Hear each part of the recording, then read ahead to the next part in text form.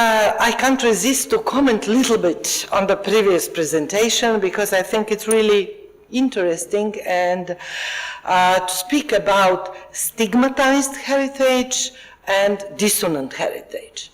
And because yesterday we spoke a lot about freedom, that freedom is not always denied to us, but we are denying ourselves freedom. I have to say that I live today, I grew up, and I live today in apartments that have been self-censored, that they are really good, exquisite examples of socialist architecture, but in the same time, as both apartments that I grew up and live now have been built after Tito's speech in Split, both architects self-censored themselves and denied balconies to the building. That's the reason why everything built at New Belgrade from 62 to 64 do not have any terrace. So it's kind of dissonant heritage. It's really our pride to have such New Belgrade which was built for people. But at the same time, all these buildings in the center of New Belgrade remind us that it was not complete freedom, but sometimes the freedom was not limited from above. We ourselves are self-censoring. And why I'm telling that is the fact that still today we are self-censoring ourselves. We, cultural operators, workers, and so on. So, oops, sorry, I went too far. We now have to find, probably all of you know, for this famous Matarazzo Landry book, 21 Dilemma in Cultural Policy and Balancing Act.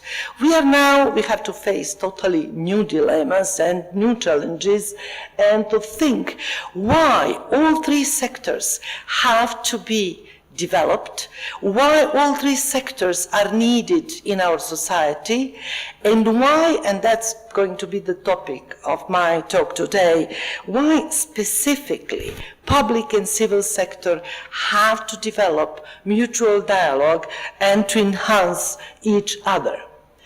Public cultural realm is a norm in Europe. We do not have to justify, only in England still they have to make advocacy arguments why culture has to be supported by public money and so on. We usually don't. We are threatened by neoliberal society. We are threatened by the fact that it's going to be less and less money for culture every year and so on. But in fact, all our governments, left and right, populist and democratic, they use and misuse culture for different purposes, for their representation, for the representation of their success, or for the creation of the illusions, or for the creation of massive divertisement. Some of that we saw yesterday in this kitsch tour here around Skopje. But what I wanted to stress, why I'm going to speak about public-civil partnership and not about public-private partnership, which used to be for 10 years mantra in this cultural policy development under this neoliberal pressure, is the fact that I do not know in our region any example of the really honest public-private partnership. Usually it's the word about different sorts of corruption or manipulation or fight for a political positions and so on, but it never achieved what was promising for. It never achieved, for example, safeguarding of cultural heritage. It was always used for private or for political purposes of the heritage, both material and immaterial. We saw in the previous example mostly facts about material cultural, tangible cultural heritage. The same would be with intangible cultural heritage. Is this really possible public-civic partnership? We started to speak about it. For example, I'm speaking at least around 10 years about necessity to develop public-civil partnership. Why? Because in a certain sense, I have to say that I grew up in a situation when that was not only possible, but that was a practice. I grew up at Banovo Brdo neighborhood of Belgrade, and whatever we invented, would it be a scout group which we invented, we didn't join, we created our own scout group, or amateur theater, or a youth kind of rock orchestra, very funny from today's perspective, but we always could address several cultural institutions or social institutions. We got space, we got conditions. No one asked us for anything in return, not even to participate in their programs. It was local municipal cultural center. It was local so-called house of the social organizations. And the third was our municipal mesna zajednica, whatever that should be translated. So no problem for space, even for the groups. When we formed our first group, we've been 12. So it was really kids, not really aware what we are doing, why, and how. So if that was possible in that time, that group of young people address public kind of institution and get everything, why not it is possible today? Why not a local library cannot give us a space for a discussion, debate, or anything, unless we pay them something? Why not local museum can offer us conditions, etc., etc.? So what we can, or what we should do to enhance these relationships? Of course, there are a lot of challenges in this process which might happen, which is that we, for example, as civil society organization, might lose our total autonomy if we really develop kind of a partnership with our local museum who would ask us to focus more on this part of oral history, local oral history, than on that part of local oral history and so on. We might also end up in self-censorship, knowing, okay, now we are not really only NGO, we are using public space, and let's be more responsible, let's not use these words, let's be less arrogant, and so on. And yes, that might end up in losing our subversive, critical potential, our, let's say, criticism, which can go and be really, how would say, non-prevented. So aims of this paper is to show different possibilities for the development of participative cultural policies. Although we are speaking all the time about participative cultural policies, I have to say that it's still more wording of European Union policy papers and wishful thinking than it is reality. Even when it comes to open method of consultation and so on, it's really not in the real sense of the word participative cultural policy. Emphasis will be on some of the examples of public cultural organizations which hosted and welcomed different initiatives from civil sector and thus enhanced their own work, developed their own strategies and their own ideas, and it was definitely beneficial for them.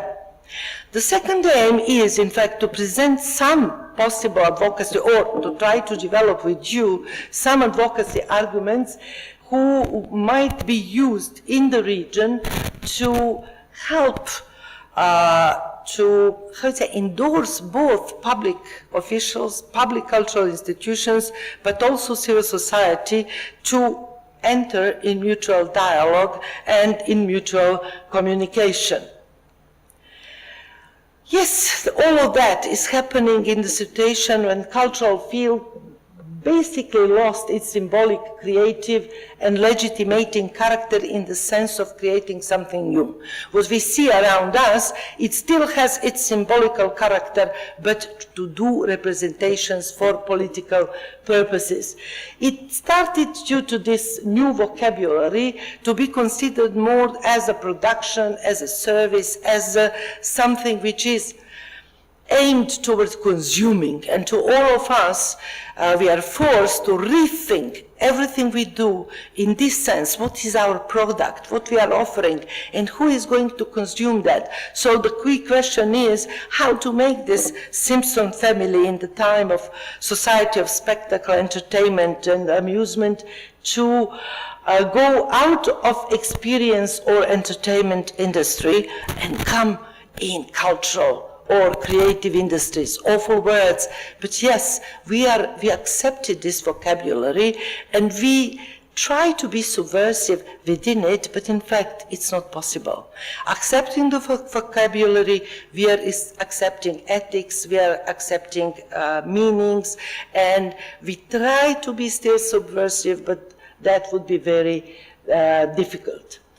I'm not going to present you along what is characteristic of public cultural system in the region, because all of you know that very well, that this is large, extensive network of institutions which are terribly ineffective, basically fulfilling only what is basic part of their initial founding mission, who haven't changed in some cases, like National Theatre of Serbia from 19th century, in some cases not changed since 1950s and so on. But they are using 80% public funds for culture, and they are ruled by partocratic leadership.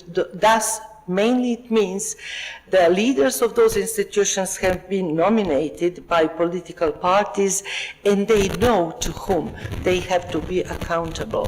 So they are not accountable anymore to public and public opinion. They are accountable to those who have nominating them on their position. So I put it here, how cultural public role and public interest could best be defended. And it's not through this kind of example, because I question immediately how from sporadic acts we can come to systemic actions. Yes, Berlin Philharmonic maybe is the best example in European public cultural system what one public institution can do, with whom this institution can relate to develop all sorts of programs aiming audience development, children programs, etc., etc. Thus, in this case, even treating refugees as persons, as human beings, as audience, because normally we think it's just enough to bring them all clothing and food, and that's our humanitarian, our conscience is calm. But we have really to think what and how we can change public cultural system to become really systemically changed. So not only that once in 5 years they do something that we are all going to be proud about. And yes, that was yesterday mentioned when our colleague Helen was speaking about a Flemish cultural institution and how to position itself in between accountability to this constructed community, whatever Serbian, Croatian, Macedonian, Albanian would be, or Flemish, or to this territorially citizen-driven cultural policy. And I have to say that we in the Balkans do not have yet any kind of citizen-driven cultural policy, so that is taking in account every citizen whenever it's lived. But it's not only the case, the centralization of culture, or vice versa, centralization is phenomena. So I just put one example from Great Britain, just not to think that we here are only in the very difficult situation. Everywhere, big capital is attracting big capital. It's big cultural scene is attracting small or independent or different cultural venues. So big cultural centers become bigger and bigger, and small cities, not to speak about rural areas, becomes empty of people, of creative people, but also of people who wants to live culturally in their days. So making acts in public spaces, is it enough? I put here, for example, one of very important for me public act in Belgrade for the memory of Julia Kniffer, Croatian artist. But was it enough? Who among those, besides those people who are on this street, and so you can recognize from Dusan Makavejev to many famous artists and so on, knew what this meander was there about and what was the aim. So using and going in public space is never enough. We have to use public space regularly as a space of cultural production, as a space of production of the meaning, so that it can enter in a dialogue with other cultural institutions and become really, really relevant. As we here spoke quite a lot about memory, I think, yes, we are now living in the situation when culture has to be also taken in account, being in the heart or on the frontiers, however you would consider that, between different public policies, from negotiating memories, identities, among them socialist memories, socialist identity also, and heritage, to take in account relevance of place, landscape, territory. So it's not, in France they have aménagement du territoire, but in the times when these public policies has been created in 60s and 70s, they had interministerial fund de l'intervention culturelle, which was really meant to bridge 7 different ministries throughout France, not in Paris, and help in creating innovative projects that can link different policies for economic development, but being culturally sensitive, complexities of social life, landscape understanding, and so on. How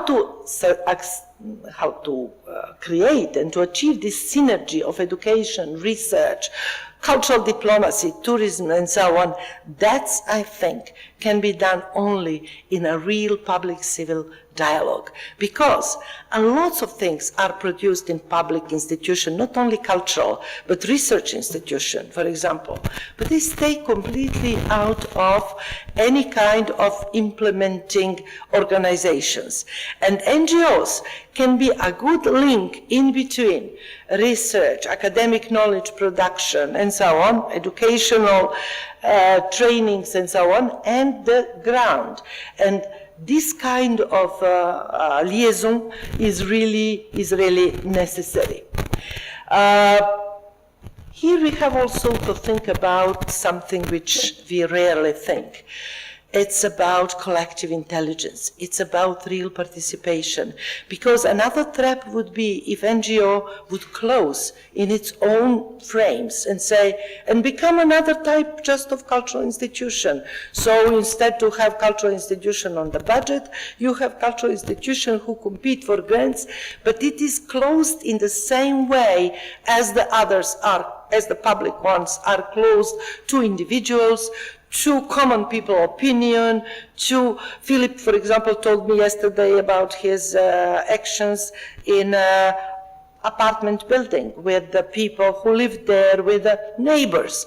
Yes, we have to work as much as possible and try to go beyond boundaries of our NGOs and so on. So in this respect, my, let's say, hero is Johann Gertz and his way of working with negative past, because he's not working like I would like to work with best possible socialist past and how to revive memory or our temporary and permanent association of artists and how they worked in 70s, 80s, and so on. He dared to work with a negative past. And who among us dare systemically to work with that? Here and there, Dach Theater makes performance about Srebrenica genocide. Some other art troops deals, but It's not even something, I'm not going to present this project, for example, 2,146 stone monuments against racism, and this square became something completely different, and which was educational project and participative project and so on in the same time.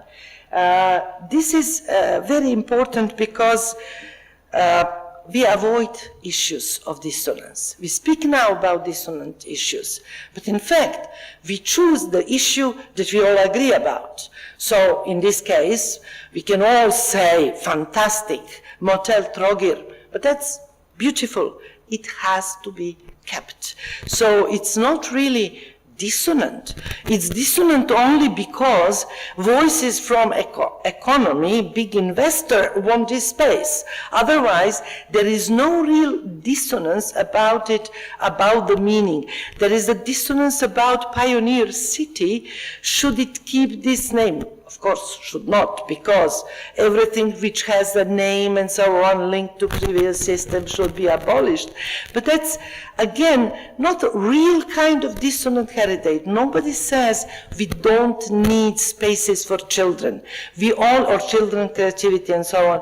We just don't need to praise previous system and so on. And these are political battles, not really battles that are embedded in culture and that are, like usually, for example, my favorite question to my French students is, has French Revolution brought what it aimed for?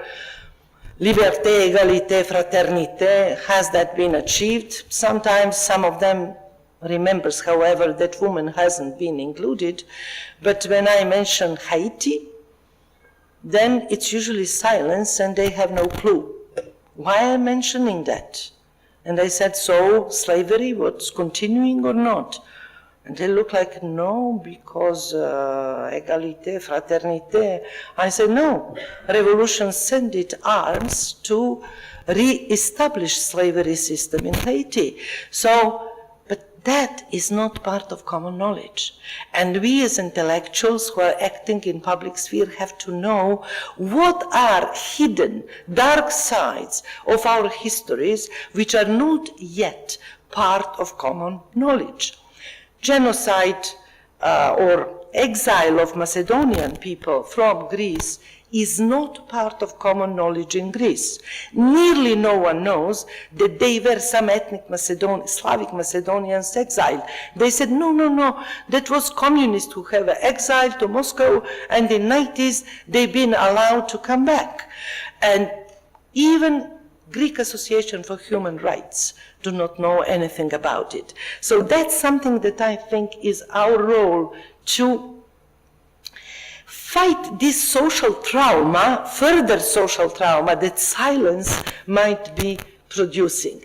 There is an excellent book that I will just like to recommend to you. Milija Gluhović is the author, Performing European Memories, Trauma, Ethics, Politics. And that's something really very revelatory to see how and why many of European trauma has never been discussed openly on stage. We are here people who are from the arts, from performing arts and so on. So we have to ask ourselves why this, let's say, Heiner Müller task, for example, why it's so rarely performed and so on. Or on this picture you see this performance that Dach Theater is doing every year, one day before 10th of July, before going to Srebrenica. But what you can see around, there is no people. People approach, there is women in black, keep their transparent, and then when people, incidental audience approach and see what's that about, everybody is running away. So people are not confronting. In this sense, I'm not even sure that that's dissonant heritage. It's heritage that afraids us, and we want to forget about it, and we want to keep silence about it, and so on. So a lot of things we have to fight for, and the major one is ethic of public cultural system. And that's something I think civil society, why this partnership in between public sector and civil society is needed, because that's how we are going to re-question and probably at least a little bit change or shake this ethical basis or pillars on whom public cultural system is established. It's not easy, because what can be ideal model of public institution? It's public service with autonomy. Nowhere it's achieved. We can see it in the, not only here, political changes. You still probably remember when Bozonnet, director of Comédie Française, decided to take off the repertory Handke performance because Handke was going to Milosevic's funeral.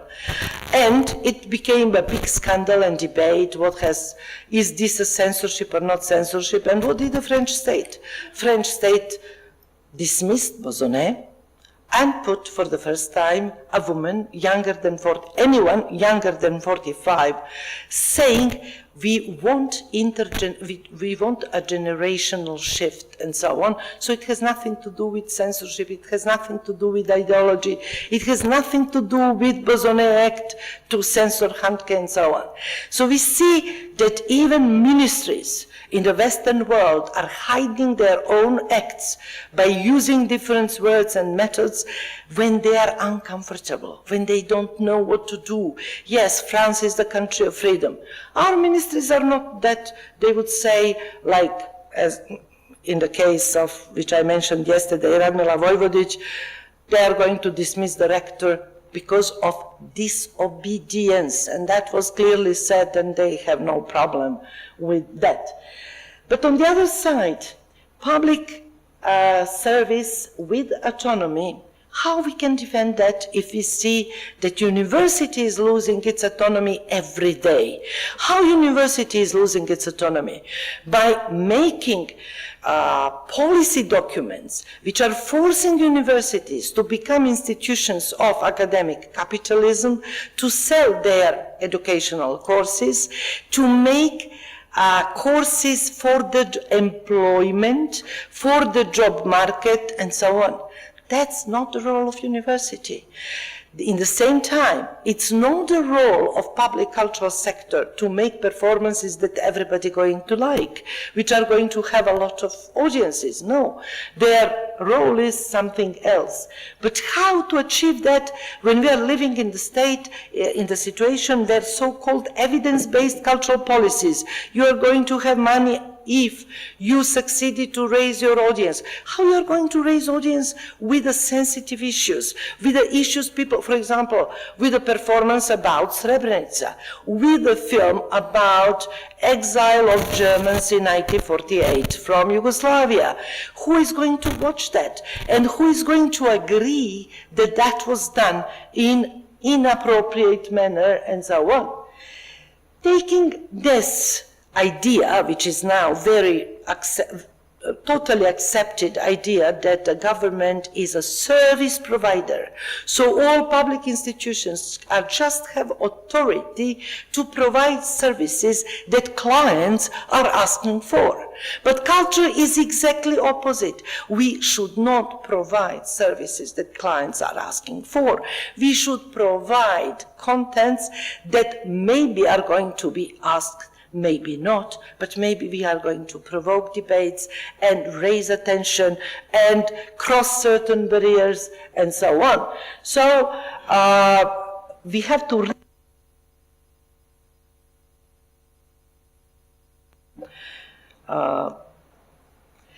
so for example, I use this example of Scottish and Wales National Theatre to tell to our students to what extent our obsession with buildings, with institutions, is passé. And let's think about these new models of cultural institutions which are in Scotland and Wales. Theatre without walls. And I have to say, I never read best mission expression than that one from Wales National Theatre. And I assume you have read it. Now you can see how it looks like. They really do performances in the sea, in the hangars, everywhere. But in the same time, is there any other problem with that? Is this model the only model to be praised with? What is the situation of artists in this system when is this system reinforcing their precarity? On the other side, is the opposite system of term to life employment in national cultural institution, again creating an artistic elite who becomes totally culturally insensitive for anything what is going on around. So both of them is in fact in a problem. Yes, this system is fantastically efficient. They don't have any penny spent on something which is really not necessary, no permanent staff for anything except few technicians and so on. So what is main task of public policies, a new public management system? They are forcing institutions, among them cultural institutions, to adapt to the policy demands. And in the first moment, it doesn't look illogical, but that's nice. They brought cultural strategic plan. Now every institution know what are aims of the cultural policy, and let's contribute to those aims. Yes, of course, that makes policy efficient, but on the other side, it silences voices who would not support present strategy of cultural policy of any country. So it all basically finished with this celebration of the importance of art market, of privatization, and political decentralization, like in Macedonia or in Poland, where system of cultural institutions were just, we can say, sent to local level. It sounds fantastically democratic. In reality, we can see that it don't work. Why? Because in small cities, you have very small group of people with cultural competence. But which small city is going, for example, to accept, I don't know, in Strumica, to accept somebody from Debar?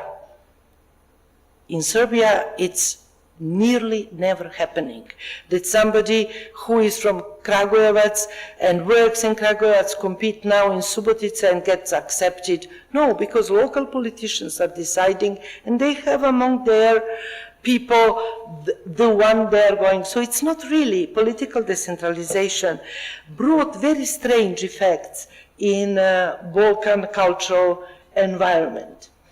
Here it's one of the action of Art Gallery Remont that put exhibition in a real supermarket, wanting to show, in fact, that that cannot be done. It should not be done, that that's not the place where that art or visual art cannot be treated just as a product.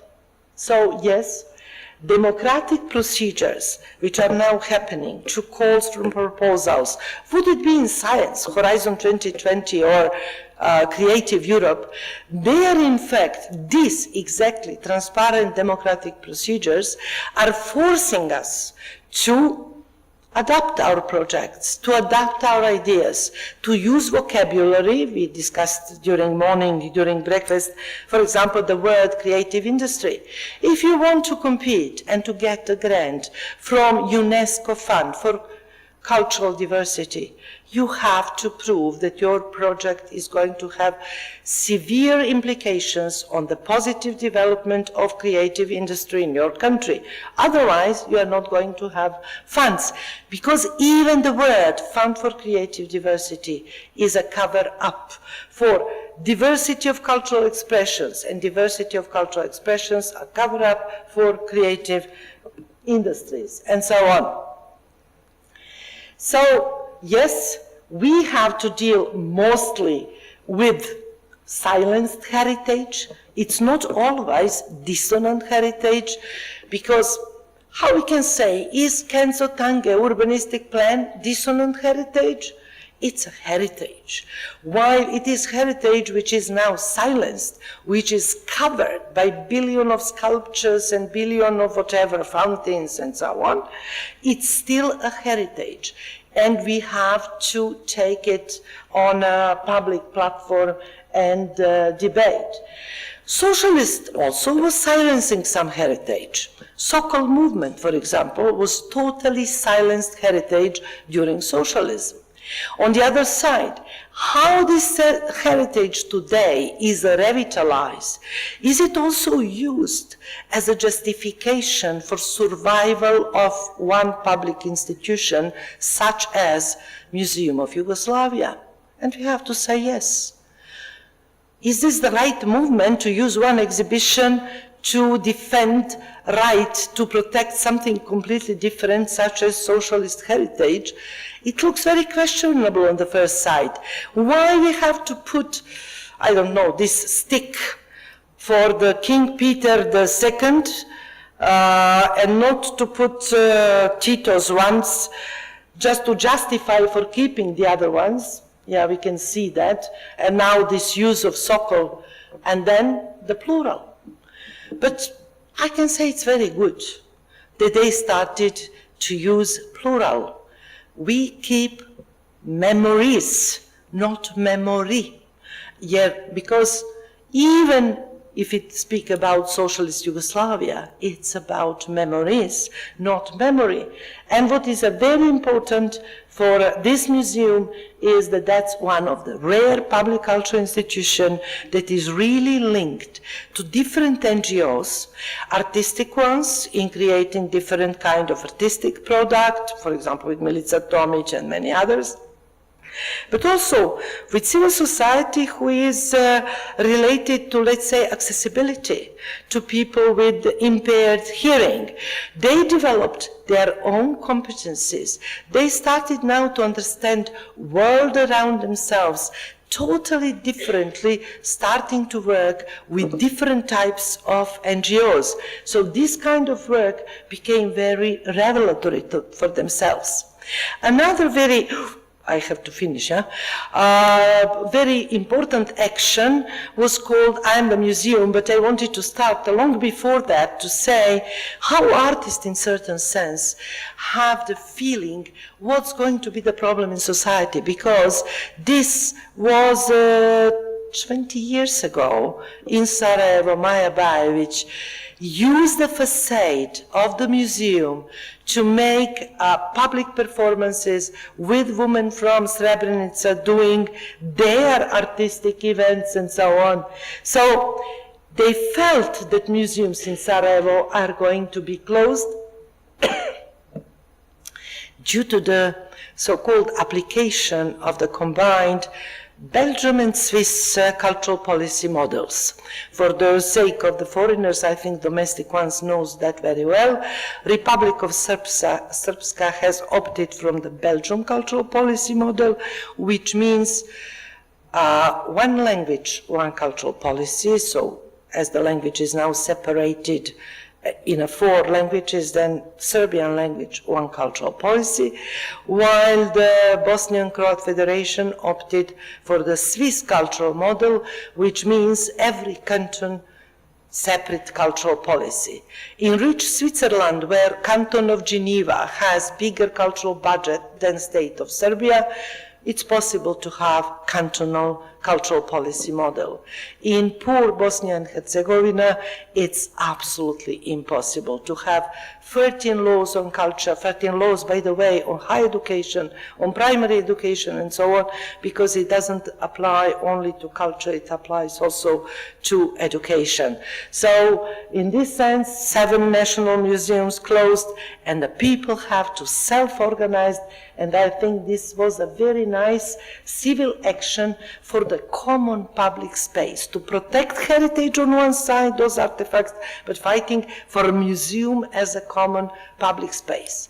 And when I started to describe this action, I started using different words, and then all these words sounded familiar. And then I Googled a little bit, and I realized, oh God, I am so conventional. I started repeating words that are names of the EU years. So it shows that even we are not, we who think that we are free thinkers, so words like creativity, innovation, it was 2009, mobility, nomadism, inclusivity, integration, sustainable development, volunteering, everything, because it was about volunteering and so on.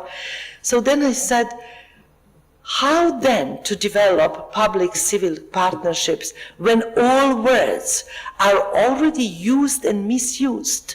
What are the words we have to create now and to co-creation? I hate to use this word because it lost any sense when we start speaking about policy co-creation, when experts just join what was proposed from above and find argumentation. What are recent policy solutions? Convention 2005 as panacea.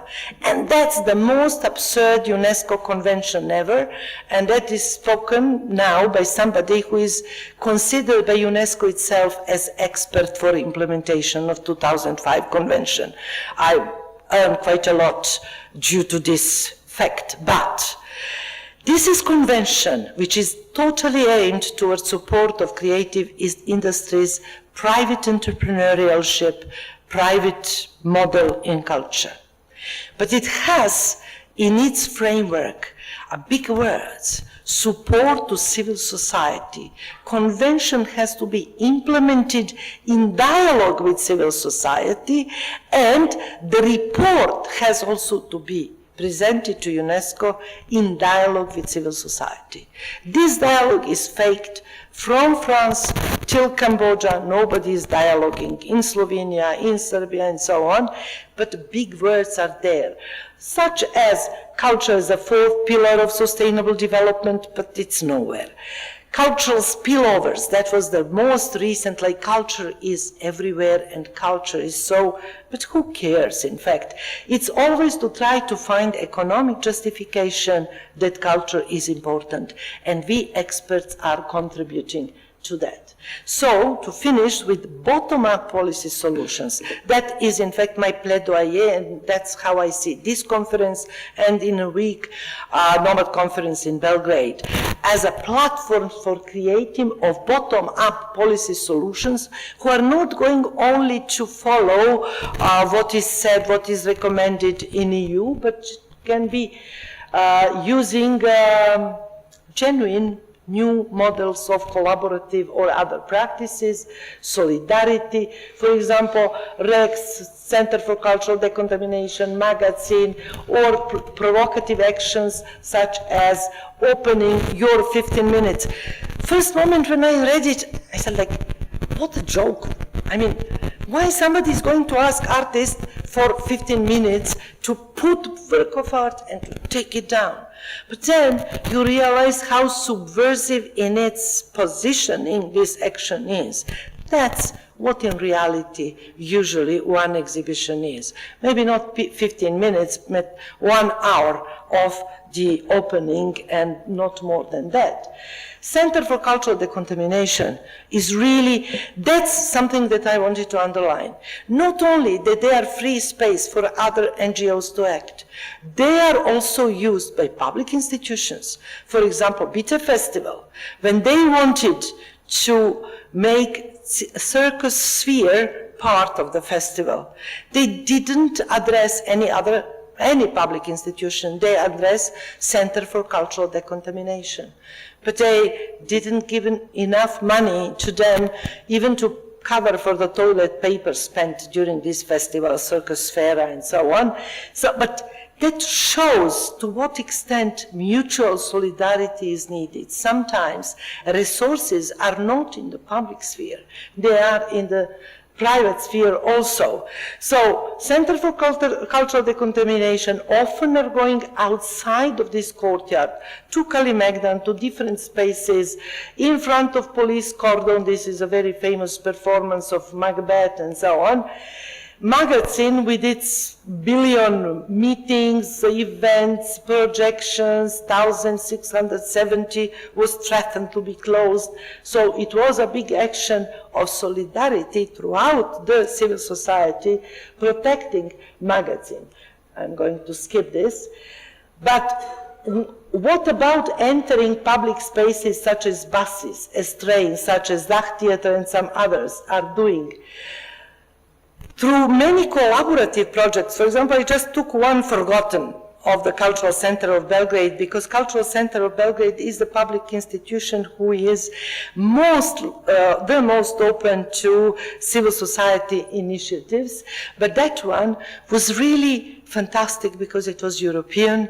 It was a train which collected valigia, artistic projects or luggage or baggage of artists from Greece, skipping Macedonia, of course, because Greece didn't want that, Greece wouldn't join project if the train stopped in Skopje, going to Belgrade, Budapest, and so on.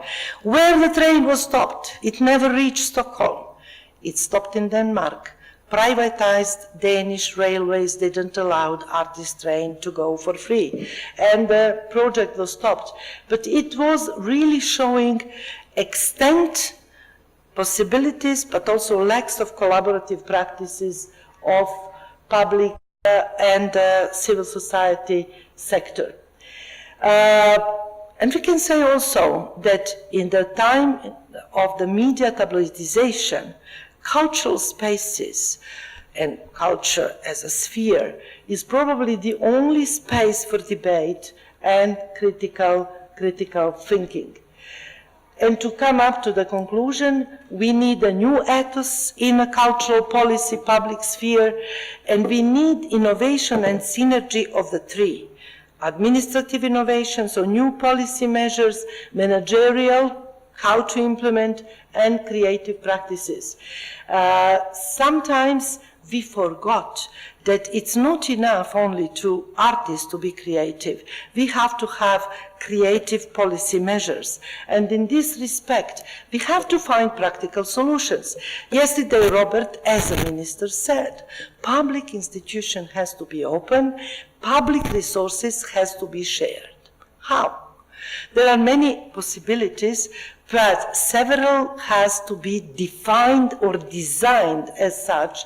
For example, that each public institution in its strategic plan has to integrate collaboration with certain number of civil society organizations for one strategic period, for 4 years. So for the NGO, that would also give stability, knowing that for 4 years they can work in a close collaboration with public institution.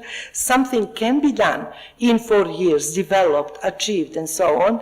And it would leave enough space so that NGO work in this cultural institution also leave impact trace in the life of cultural organization, that mentality of the people change, that some risky idea and risky, project is introduced. So it can raise quality, diversity of programs in public sector, because even in student cultural centers, you have people, or House of Youth in Belgrade, people are going to retirement from the position of gallery curator and so on.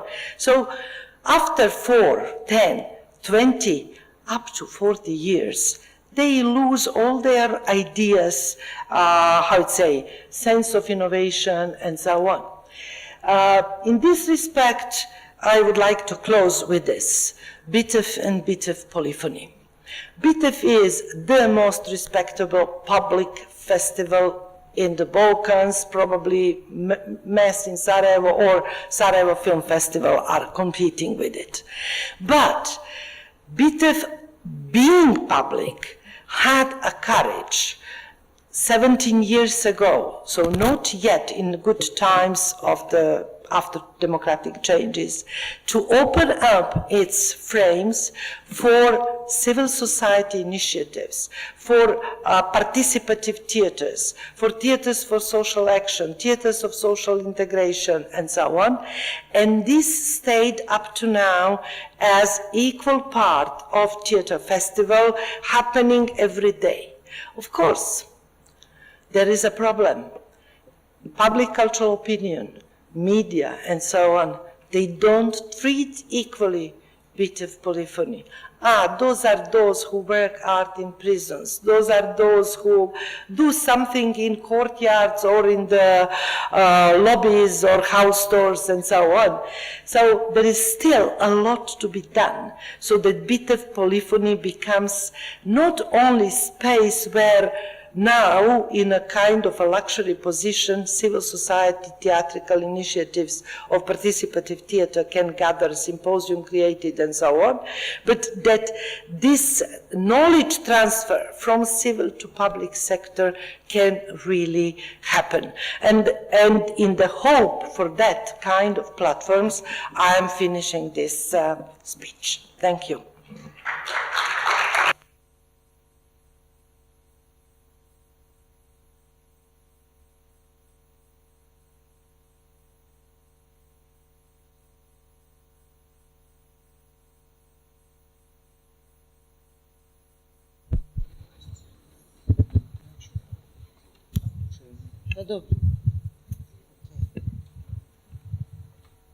If there are any questions.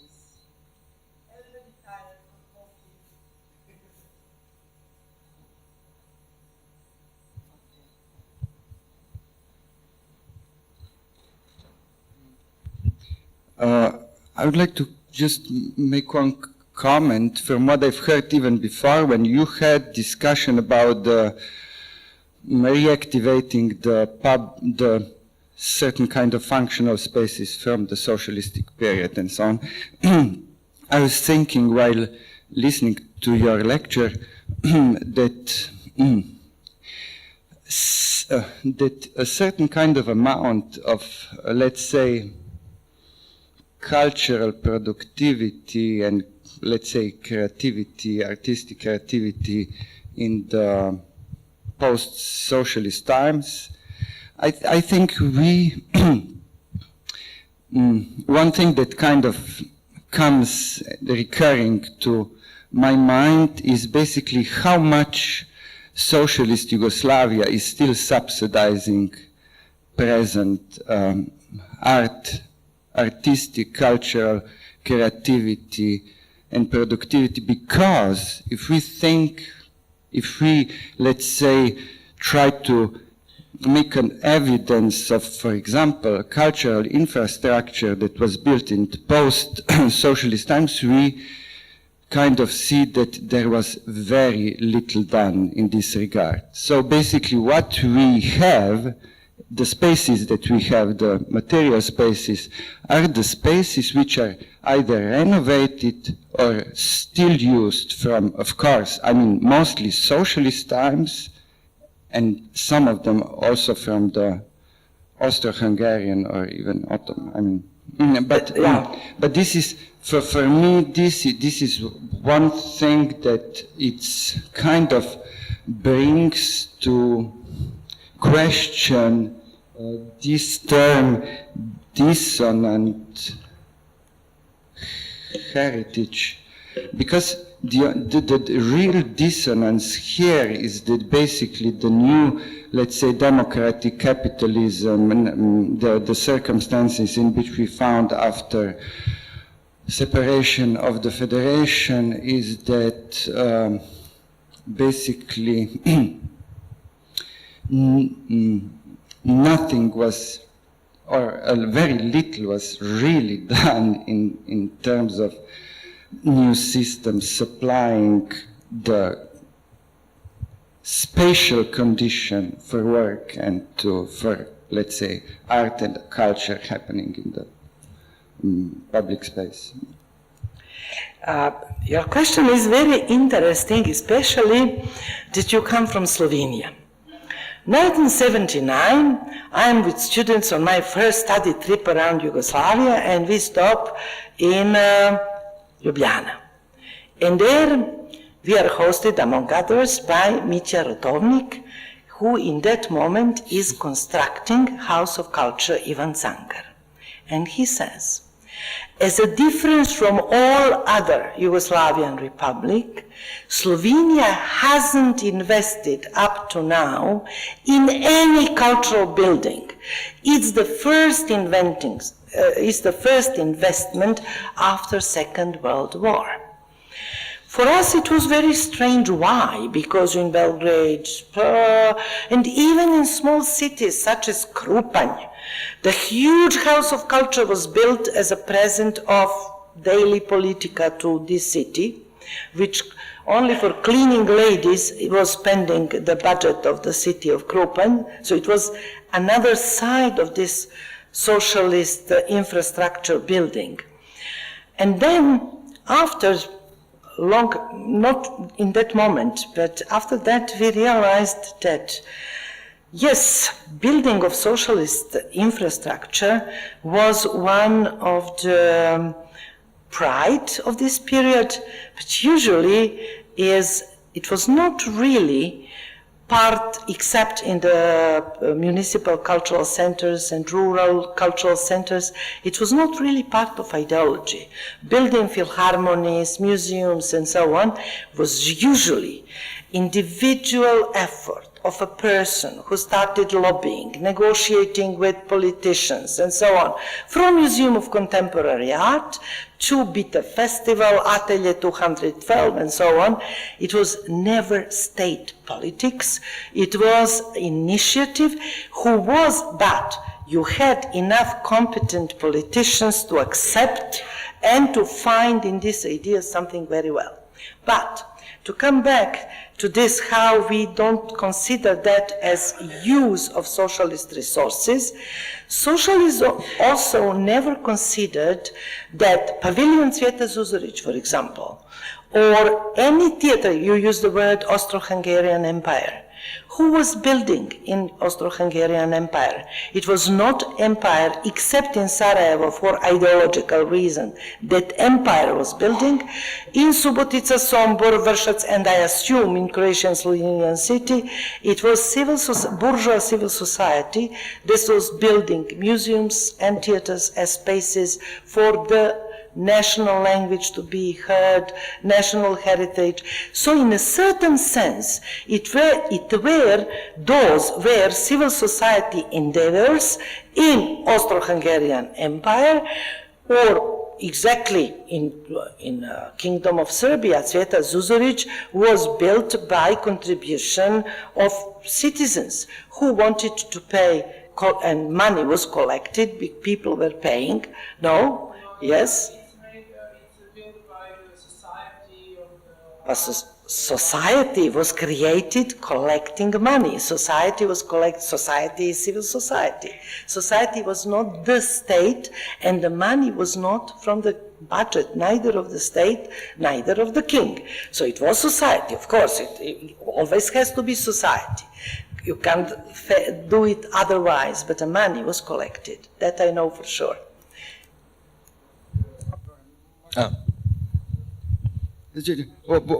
Just what then is a state? I mean, for example, I will give you an example. Mitja Rotovnik was basically official cultural censor at the period. Basically, he had he was on the top, one of the top position. I mean, I find him very kind of, it's always good to talk to him. He basically did really some important things, but he's this figure that was always on certain kind of top positions, and at a certain point he decided that he has to build the Sankari Dome with his circle and so on. But what he forgot is the network of cinemas that were built in socialist time, which I guess at the time he didn't consider real or high culture that he would that he would imagine it has a certain value, and also the network of these kind of domes for amateur culture, local domes, which were all built. I mean, a lot of them were built after 45, but in terms of state institutions, he forgot in 79 that perhaps modern gallery in Ljubljana, for example, was built after, it started during the war and was finished after the war. So, I mean, what we use now is cinemas that are renovated for, and these domes, this huge network of domes, because the plan in Slovenia in the agitprop times was that Slovenia has a network of 54 state and municipality theaters. The plan that was very quickly, they very quickly realized that it's too ambitious for the, in financial terms. Can totally agree. We are using resources of socialism and even misusing and abandoning, because many of houses of culture are closed, many of cinemas are not, unfortunately, renovated as such. Some of them in the center of Belgrade are just empty, even are not used as storages. So yes, we are not even honoring this heritage by using it. So that's true. But I just wanted to say that we also inherited some heritage from before, that it was also something for what very, how to say, private initiative was important, civil society action was important. But yes, when I said individual initiative, I didn't think about Mitja Rotovnik, that was the state. That was from above, from somebody who had power and position. When I spoke about Atelier 212, it's from a young girl of 26 who was not even a member of Communist Party. And that's really bottom up. That's totally different. If you are, I don't know, mayor of the city, or you have a position in the political system, then you represent this ideology. So, I would have one comment about dissonance again, and the thesis that I'm defending here, that I cannot accept this term in many, many cases coming from Croatia. So, since it's early morning and I'm really not the morning type, I will use the quote of Walter Benjamin to express what I meant. It says, to articulate what is past does not mean to recognize how it really was. It means to take control of a memory as it flashes in a moment of danger. In Croatia, as I said, 45-90 is not just a problematic, it's really Sotonized period, and we are trying to really put, take the position and not to have any dissonance in terms of anti-fascist values. And I really don't think I can accept that there is more memories on anti-fascism in Croatia today, because, for example, you know that in Croatia there is no monuments to revolution or anti-fascist struggle. Actually, they are rare, because it's the only republic in which they are systematically destroyed. And recently, very diligent researcher, friend of ours, found out that the first anti-fascist monument was blown up in the mountain of Mosor, near Split, on April the 10th, 1991. April the 10th is the date when independent Ustasha Croatian state was founded.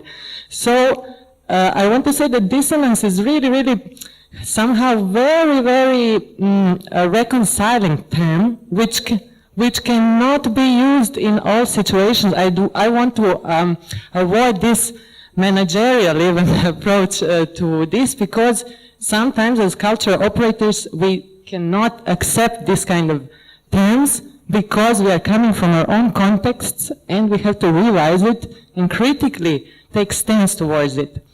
I could talk about this a lot, but I won't. I have a I'm panelist also later, so we will discuss later. But I really need cultural operators, actually cultural workers, to start taking positions and put all these kind of managerial, technical words back to its context, back to its practice, our practice, and take political stance to it. That's what I wanted to say. I agree completely. We can speak really about stigmatized heritage, about negative heritage, and why we are afraid of thinking about or not taking into account negative heritage. So for everything, I don't even know how to speak about our language. What kind of heritage? Definitely, I mean, the modest we can say it's dissonant heritage because we don't know.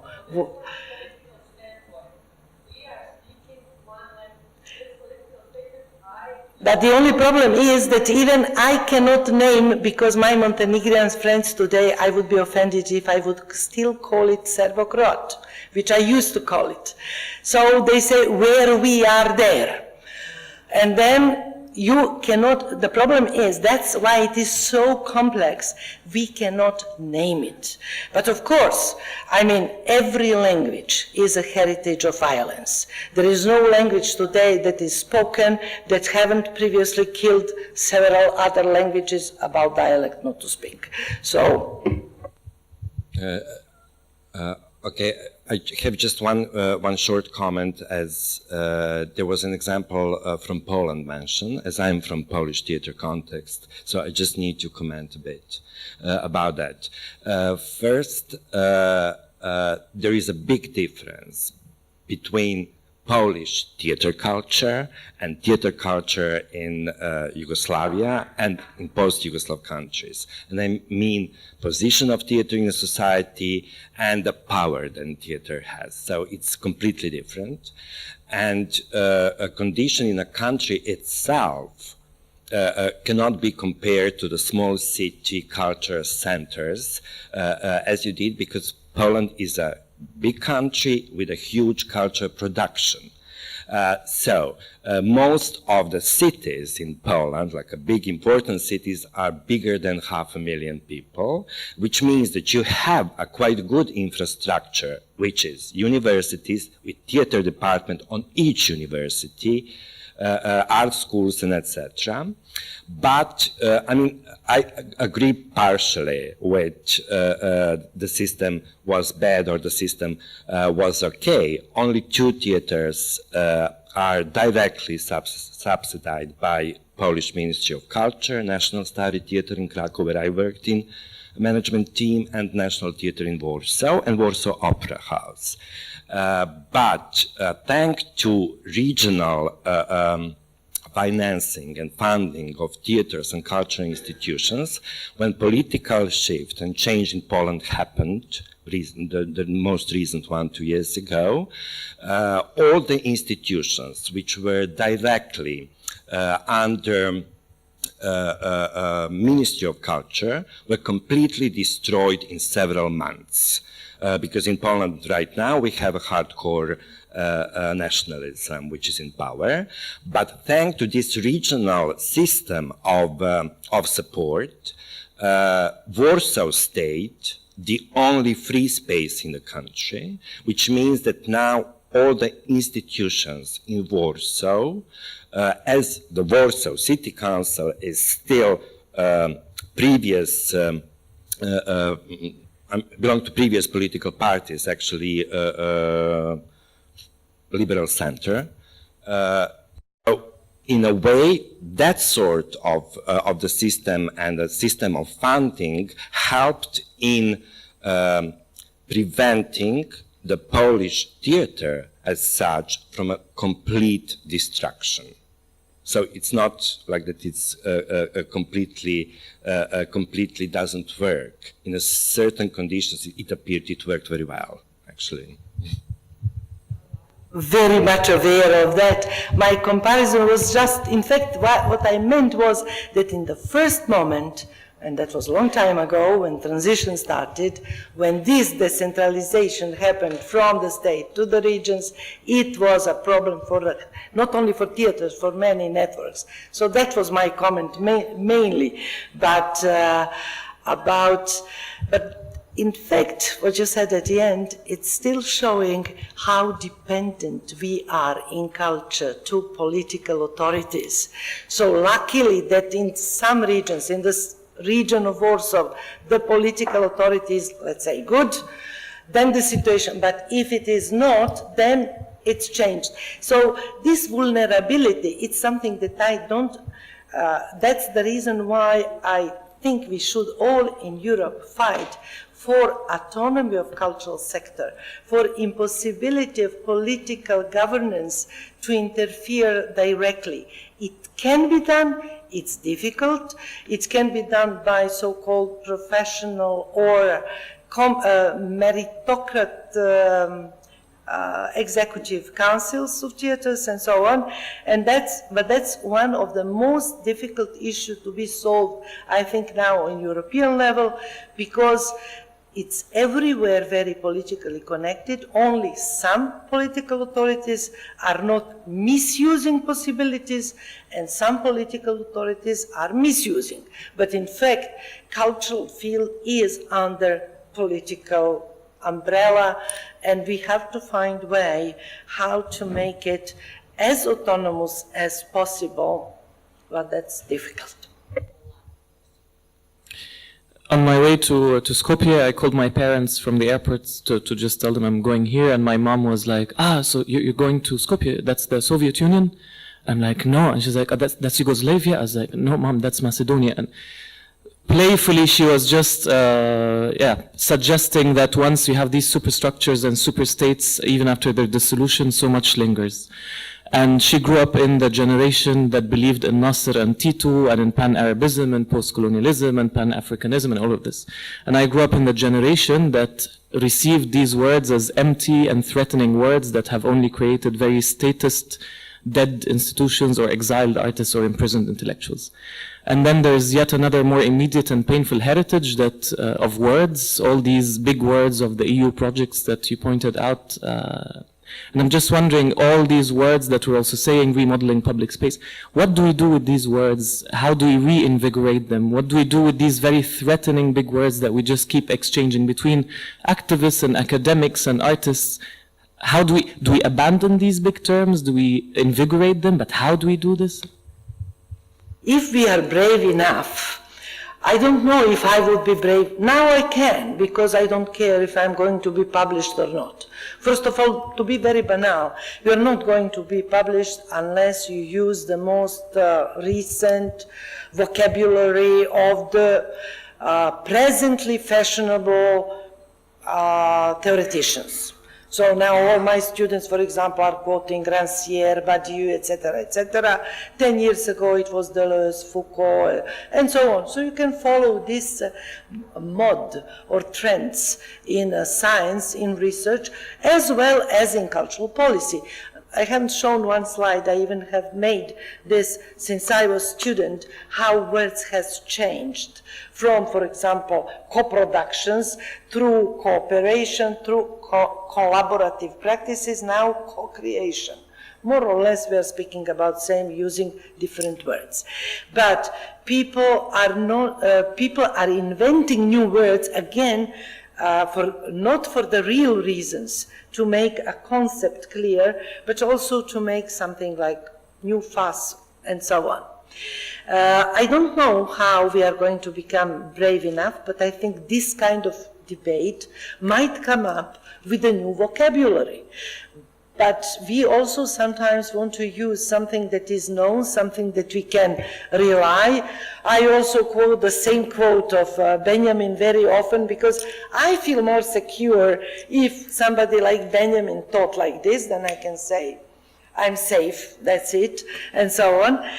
But how insecure we are about our own heritage, because you just remind me, Indonesia suggested to UNESCO to put non-aligned movement as intangible heritage of the world. And instead, that our republics should be honored and joined, because now in UNESCO you can make joint application, so that like Egypt, India, Indonesia can present that together.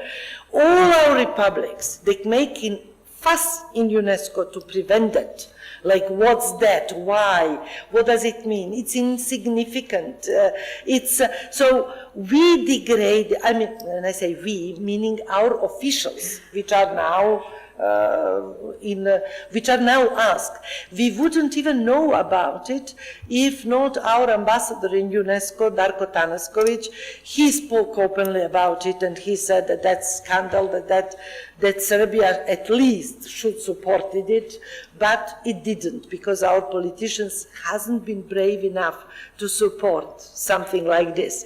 So and that's probably good to conclude, we have to be more brave, each of us individually in our respective positions, even in using words, in creating words, in finding new ways and methods to speak, to discuss, and to come up to the solutions. Up to now, we are very happy if we find some small instrument of cultural policy, if they invite us, like when I put my achievement in Cambodia, let's say, was that ministry invited representatives of civil society.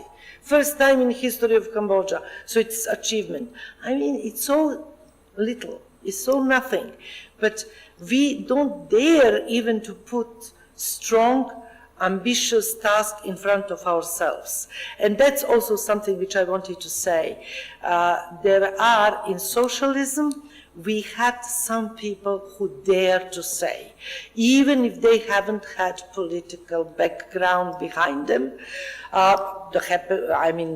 Polish theater is exactly example of that, what could be said in spite of the, let's say, not being part of the system. And paradoxically, I think we are less free today. 1 week ago, one official from European Union, DG for Culture, told me that she never heard someone speaking that freely in front of the DG Commissioner for Culture, like critically. Because she said, always it's very positive about programs of European Union. Nobody is directly criticizing. You might hear here and there, but not on the meeting in Brussels when we are together. I said just probably because I'm not from EU, so I don't care. I mean, nothing can happen to me. But I really didn't think why somebody from France, Germany, or whatever, Sweden, cannot be critical. So to be more bold, risky, that's what my plaidoyer. I am now too old to be more probably that, but it's up to you to be. That's it. Thank you.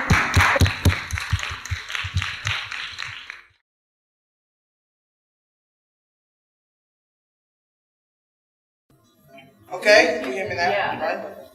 Well, good day to everybody, and thanks for Milena to starting off on the day on a very inspirational level, which I hope that we will be able to reach.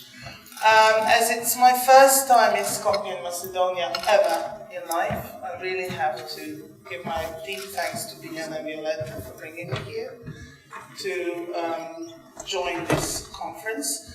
As Irina said during the morning, I was a part of the project in the workshop that was held in Belgrade in April, where I presented empirical evidence or examples of participatory governance through the models of emerging institutions in Croatia, which is a part of the participatory approaches to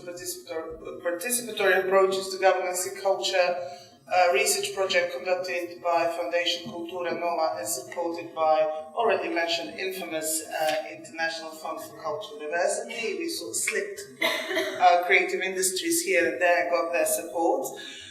So I see my intervention today as a continuance of the talk that we had in Belgrade. I will not repeat myself. What I said in Belgrade, I will not show any examples.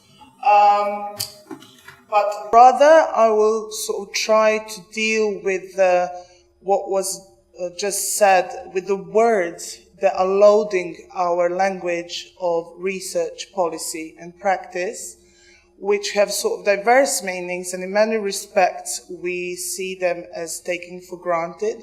But we take the word participation, and we just think that it's something that happens, and if it happens, everything will become very colorful and very friendly and idealistic.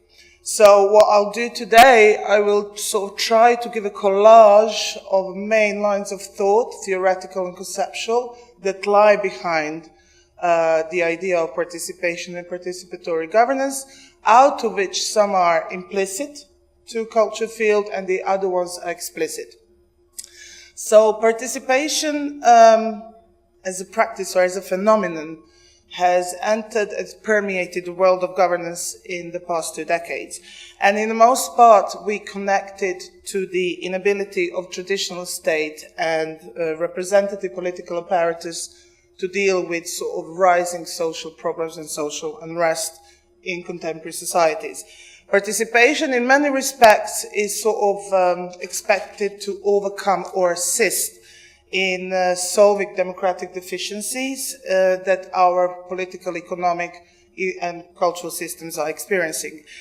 In effect, participation has evolved as a concept to identify and explain new modes of problem solving and decision making that filled the gaps made by the failure of traditional forms. Political theorist Frank Fisher, as some of you might know, he's one of the leading scholars on the theme of participatory governance, and he situates it in a governance theory by putting emphasis on democratic engagement as a variant of deliberative practice that has to take place in the public sphere.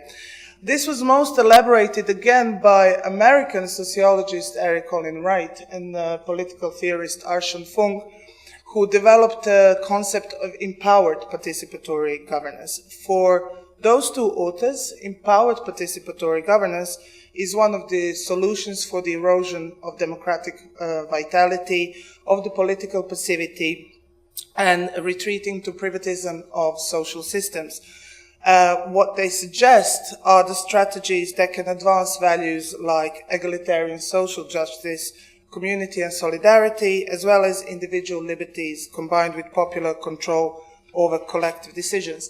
I would normally say a bit more about participatory governance, but as our time has been cut, I will skip to other thinkers that have thought about this and go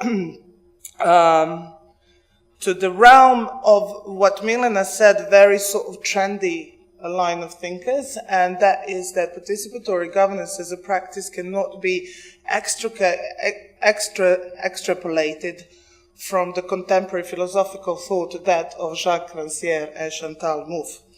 Why? Because we cannot even ponder about participation as a practice if we do not look at the state of democratic maturity and democratic system that we live in. So why Rancière? Because Rancière sees democracy as a dynamic and uncontrollable process that is never completely definite, that is never completely consonant, that is never attainable or consensual. He argues that democracy constitutes a basic paradox which cannot be dissolved but only pushed and eschewed and reinstituted through radical politics. Radical democracy, as Chantal Mouffe sees it, is understood as a shift away from focus on citizens as members of state, while attention is mainly on duties and rights of political representation, towards a focus on a more active citizenship in communities based on participation. Apart from the world of sociology and philosophy and political theory, we find very interesting points and very interesting inspirations for participation from the world of arts. And here I will just briefly mention the work by Nina Simon on participatory museum, works by Irit Rogov, who wrote on participations and visual culture, and work of Nora Sternfeld, who defined participation as not being simply about joining the game, but being also about having the possibility to question the rules of the game, to question the conditions under which education, the public realm, and representation within institutions happen. All of these authors that come from the world of arts especially indicate that we have come to the times of the development of an experimental platform of a type of post-representative cultural institutions in a form of productive anticipation, or basically an actualization of the better future as a potential and a possibility.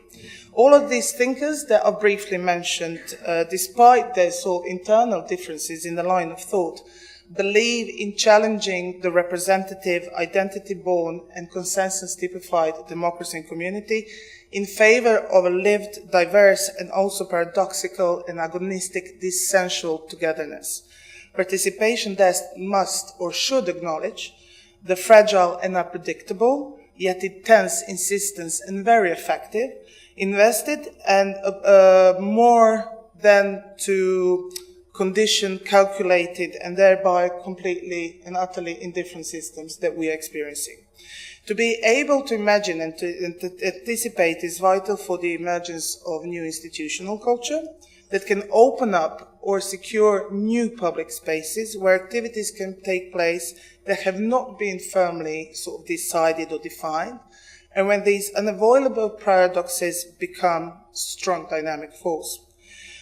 One of the key questions with participation is always, why do we believe that participation as a practice or participation as a phenomenon can be sort of a solution to the problems that we find in the ossified cultural systems? And what kind of change do we expect from introducing participation into governance in cultural decision-making? These kind of questions sort of get completely different level of complexity in the context of our countries that still share the memory not only of the built cultural heritage, but of the self-management in governing cultural sector, and both in sort of subjectivized, organizationalized, and institutionalized functioning. But our countries have also, which have that sort of memory and which had that practice, sort of have been re-centralized during the last 27 years, and we are now faced with the situation what Milena talked about, where decision-making bodies are more accountable to the political parties and less accountable to the wider public. This confines our culture policies rationales to the constraints that are ideological, political, and aesthetically sort of limited, even at the cost of cultural mediocrity. So in many sort of aspects, we have regressed during the last 27 years to the post-Second World War situation in ex-Yugoslavia. And in the meantime, the nature of artistic and cultural work has changed dramatically. So today, contemporary art and cultural workers are not that much different for any other post-industrial worker. Producing artistic work in capitalist environment is marked by hyper-flexibility, acceptation of growing inequalities, teamwork and short-term projects, which is one of the main reasons behind seeking new institutional and organizational arrangements. In many ways, we can see these new frameworks and arrangements as new systemic safety nets, and it has been proven that in our post-socialist context, we have the highest deficits of the new safety nets and highest vulnerability to the creative entrepreneurships. Still, in these countries, similar to many other European and global situations, civil society organizations are becoming new institutional anchors of the cultural sector, sort of gatekeepers and facilitators of the new democratic agenda in culture sector. Non-governmental organizations and social movements are the key advocates and carriers of this new world of governance that carve new arenas for different forms of political engagement. Wherever we look, basically we find that it is the civil society organizations, or as they call them, dynamic minorities, or even in Croatian context, hostile minorities, that are at the forefront of democratic renewal of the cultural system, where they serve as a sort of flexible and very porous representational agency. Advocating for participation entails proposing a more direct, embodied, and effective democratic engagement, as we said this morning, but especially with emphasis on the public culture and cultural institutions. This cannot be achieved very suddenly or very abruptly or very quickly, but through rather gradual shifts in orientation of subjects, organizations, and institutions, as well as through reappropriation of seemingly self-evident, but nonetheless very politically loaded terms such as access, inclusion, ownership, agency. All of these words that we said that are just there, and they sort of lose meaning over time as we use them just to sort of satisfy the framework funding or framework the policy is imposing upon us. But another critical question that arises when we talk about the participation is who is to participate, in which way and how. As Nora Sternfeld, who I already mentioned, claimed, today arts and culture are not supposed to be there for all, but to be there to be made with everyone. Though this type of approach is much different to that of the 1990s with the narrative of cultural education and the growing cultural participation, because just to participate in cultural and artistic activity is not enough. Today, it's more a matter about engaging in discussion on the governing conditions and redistribution of power. It's about entering into the contentious territory and very tense sort of situation of what can be said and what can be seen in the public space. So it is a struggle of power for distribution, but also for expropriating the power relations within the field of visibility. With all of this in mind, we have to be very, very vigilant when we think about sort of applying participation, the principles and rules of it, in the field of culture, so that we sort of preserve and sustain the meaningfulness of cultural contents of cultural policy. In respect to our specific realities in the countries that we come from, the ex-Yugoslav context, the infamous one, we have to sort of be very vigilant to resist to the classic problems of immature democracies, which is to fail again, sort of thing, to outbreak of wild passions and lowering of the mass states and firming coalitions between culture and politics. To quote Croatian sociologist Vjeran Katunaric, we live in societies where democracy is seen as a game of musical chairs played by the political elites and not as a mechanism for participation and decision-making from below. This trend in general disbelief and mistrust in political elites and institutions stays until nowadays, and we see it with the gradual and steady decline of the population that even sort of participate in general elections. The social reality of our parts of Europe is the cultural values that the general sort of citizenry receives, is that they receive them from the TV sets and from the religious organization, i.e. in Croatia Catholic Church, while only minority of the counter elite is linked to the products and values of democratic political culture. So this is the setting, this is something that we really have to think strongly about when we think about democratic engagement and participation in our context, because it makes the whole story that much more challenging. So finally, participation by all means has its depth and it has its values, but we still have a lot to learn about it. What we know so far offers enough space for optimism, but this optimism has to be very cautious. The practices that we've counted so far show the new forms of participatory governance are not straightforward, they are not easy, they're not linear, and they're not transversal.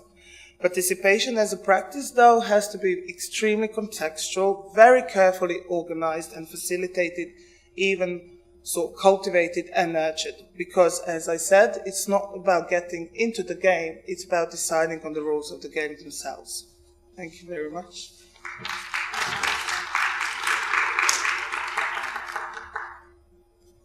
Thank you very much, Anna.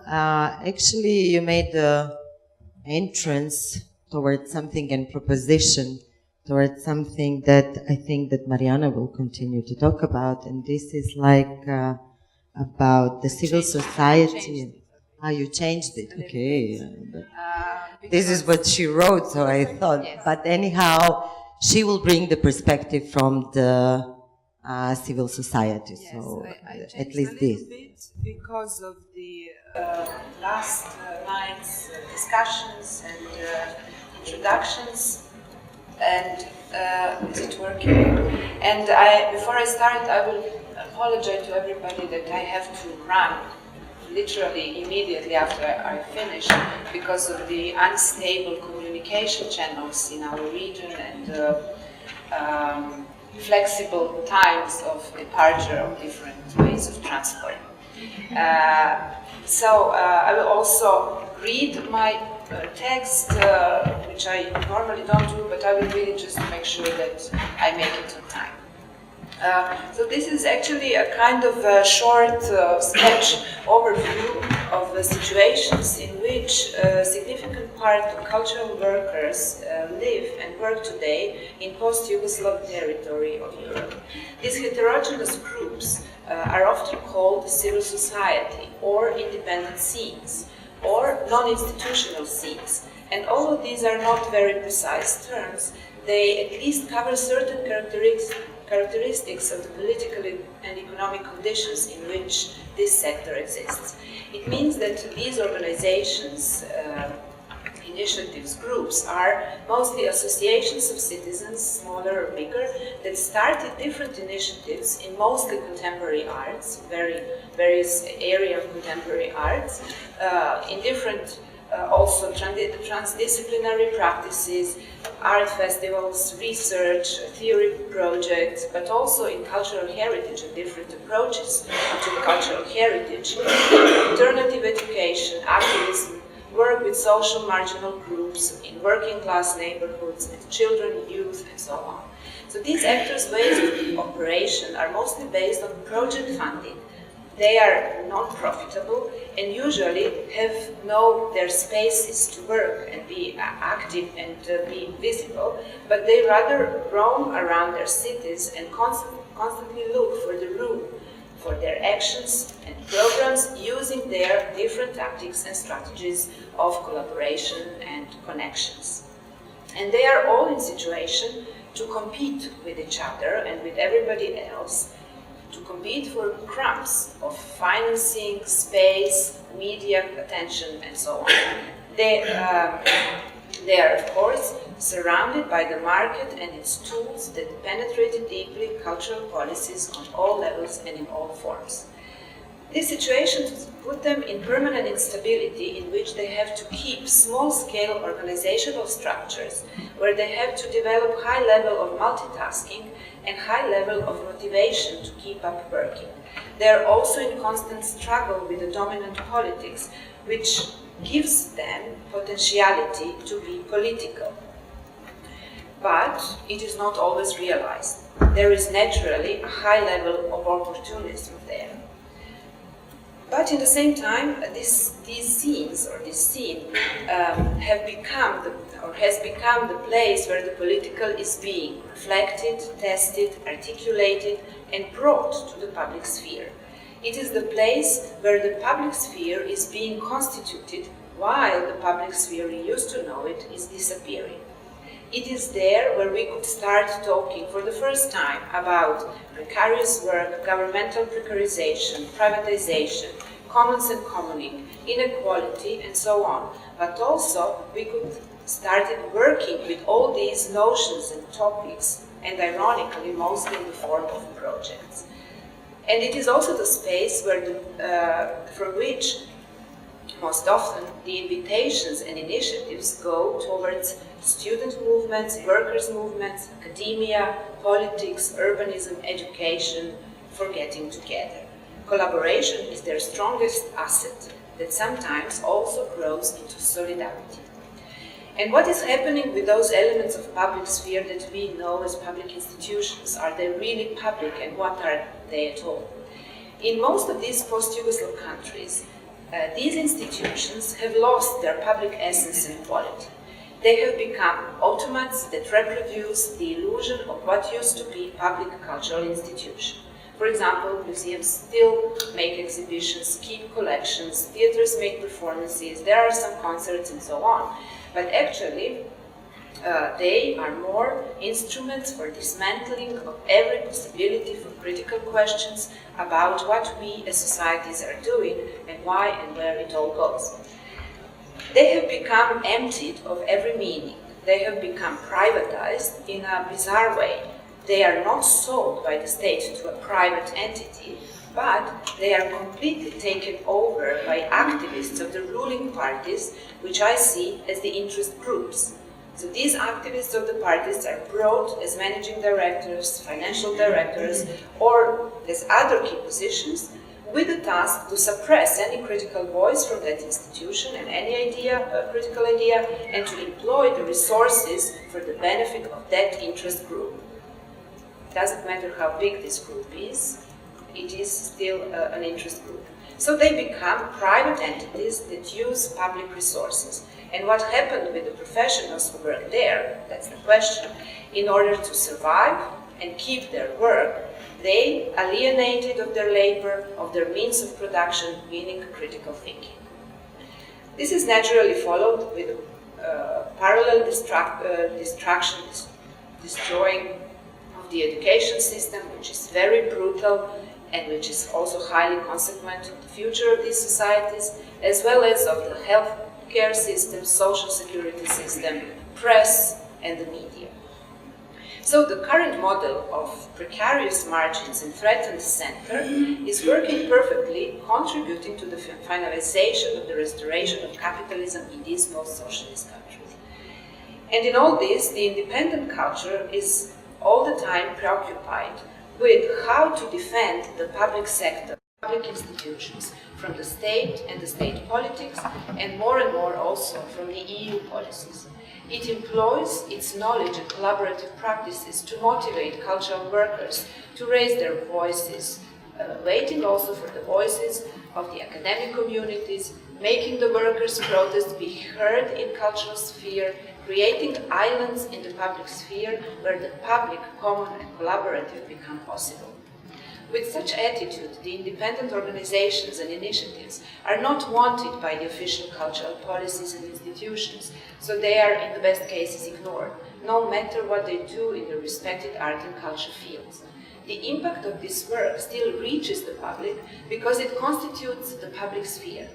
This sphere is limited. It is an island, but it is of vital importance. This is how the chains of islands are created. They interact, communicate, fight, oppose, and criticize each other, but they make the space livable. They go through crisis, doubts, but also hopes, and sometimes enthusiasm when unexpected events occur, like having a Minister of Culture coming from the independent scene. On the other side, they see the final erosion of the public culture sector, which is a kind of lighthouse showing in which directions the public policies move. So, the prime task of this independent sector in culture is to articulate models of instituting its practices outside of the walls, to define and articulate its alternativeness that is inclusive, and to split up with every opportunism. I see these islands growing in a depressive landscape, but they are reaching each other and sedimenting into a new land that will become. This land needs new kinds of space, both virtual and real, new economy and transversality. As Isabel Laurie said, it also needs the figuring of subject and identity logics to be able to find new language of politics capable of widening the field of political possibilities. What we have here is our Yugoslav and socialist anti-fascist heritage, which gives us a solid ground for this search. Our task is to critically examine it and bring it back as the knowledge that is precious here and now, but also to share it with other islands around the world. It cannot be done by public cultural institutions because it is banned and systematically suppressed in this context, but it is still there. It is in the memory of the people who still work there, and also in the very foundations of the most of these institutions, because most of them were founded as institutions and shaped in Yugoslavia. So the questions, I hope, will follow, and unfortunately, I will not be there.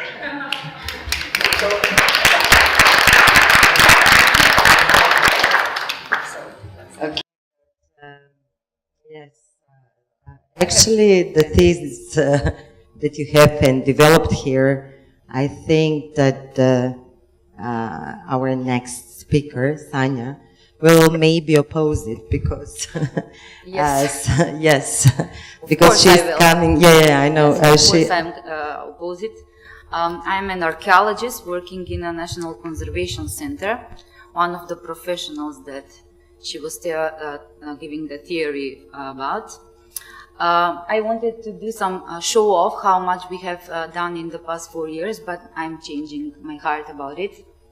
I'm going to speak something more close to this theme we have here. Our activities, the members of the Trade Union of Culture, and my professional as a senior conservator in the biggest conservational center, as one of the members of the group who are doing the strategy planning about conservation and management of cultural heritage. I find actually the model of public spaces in culture somewhere in between. Yes, we do have some spaces who are not even adequate for the lowest classes of people. We work in the buildings who have molds and animals going around, not even have decent toilets. And from the other side, we have buildings like the new archaeological museum, whose depot is fulfilled with water, and a museum with 3 names, which had perfect environment. So somewhere in between, actually, we have to find this place to do our professional thing. From that point of view. From the second point of view, which I'm actually representing now, it's the point of the rights of the workers. Not only the professionals who are working in our institution, but everybody else. In the past 4 years, I will put this presentation just to follow me. Everybody from Macedonia knows that we had some trade union of science, education and culture all together, and there was quite a huge number of 35,000, but they just stopped doing what they had to be done about the rights of the workers. So in 2007, 2008, the group of musicians formed their new trade union of musicians of Macedonian Opera and Ballet and Macedonian Philharmonic. In 2013, group of song, the trade union before I talk about, just get out of it and went back to the musicians' trade union and make this actually trade union of culture. Since then, until now, we are doing quite a bit of fighting with governmental representative. Actually, I'm going to skip this. Not only the rights that we have concerned about for our cultural workers, also a little bit wide. So we get in together a big charter of solidarity, connecting in all together, try to make some together fight, which actually get good results. I'm not going to talk about it. Also, we are getting bigger and bigger and doing our awareness in all big fields of cultural fields, actually. But in 2014, there was a new law of culture which make us very proud and give us a name of, I don't know how to translate, please help me, даватели на явни услуги. Or maybe the translators can help даватели на явни услуги. Service provider. Public service provider. Public service provider. So actually it was not only offending, it was also a very obligatory about the laws and making us administrative workers, not cultural workers, making us work so much more paperwork than the professional work. So we started protests. As the moment we went out in front of the Ministry of Culture, we were just tagged as a opposition group of blah blah something. We didn't mind because our cause was bigger than that. it was our cause was just not only to get all together fighting for each other's rights, but also for the problems that actually government gave us into our cups. We didn't stop that because we didn't have any results from our protest. The former Ministry of Culture, this person, Elizabeta Kamczewska-Milewska, several times she asked us to join us and try to solve the problems, but she never ever do anything to do the salvation about it. So we continue with the protests we have made the next year as well. In that last protest in 2016, we were stigmatized that we are anti-Christian, anti-national, I don't know which also names we got, but still we were numbered and we raised our voice. In between, no other environmental things were approved for us. Nothing was better because we raised our voice against them. So social workers just became a bug who actually make the opposite to the rulement of that previous government. From the beginning of June, actually there was a kind of a change with the new governmental administration. Nowadays, we are proposing ourselves to be a partner for a social dialogue, but not only for the workers' rights, also to be partners and members of the teams for strategy making plans. Members of our trade union actually are part from those groups. So actually we are trying to make a difference in that field, but from outside it cannot be seen, because theoretically we don't touch theory like you do. We do the practice thing. Somewhere in between, I believe that we have to find this our space for, I don't know, for our engagement in culture as a professionals and also with the basic human and workers' rights. Nowadays, I have to say that we are in between a huge fight with the laws, not the government, but the laws. Can you imagine that a PhD in art history and archaeology with a specialization in foreign countries has a paycheck under the 21,000? 21,000 dinars. It's so please tell me, where is the awareness of the people who are actually starving? No, first you have to put food in their mouth, then to start awareness about their rights. From the other hand, there is a new law for payment, the lowest payment actually, about 200 euros. They are fighting about to get it up. Besides the sector of sewers,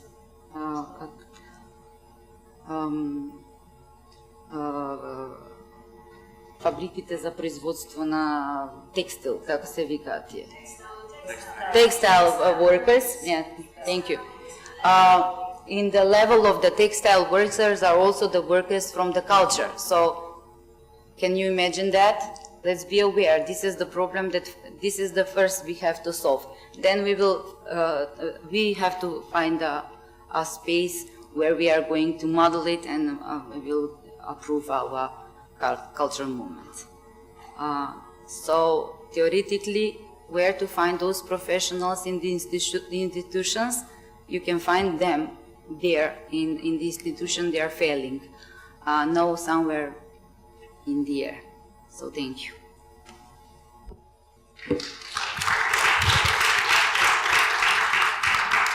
Thank you so much, Sanja. Actually, you talked about something that it's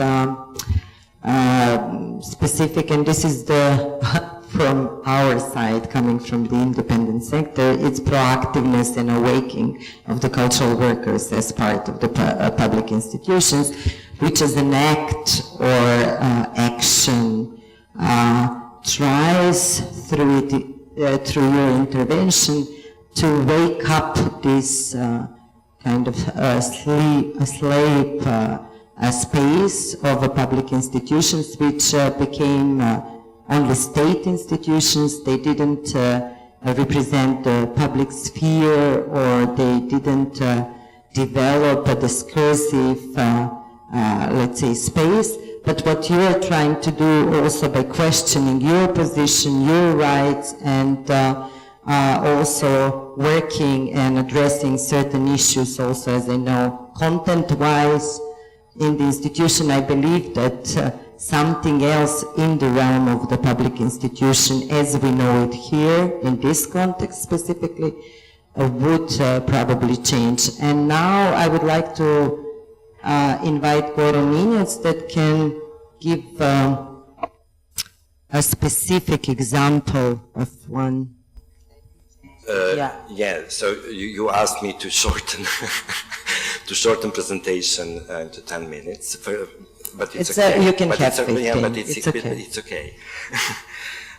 No, because I wanted to talk about programming the institutional theater and institutions, about curating institutions on 3 examples. One, National Theater from Rijeka, Mladinsko Theater, and Powszechny Theater from Warsaw. So 3, I'd say, yeah, 3 different contexts.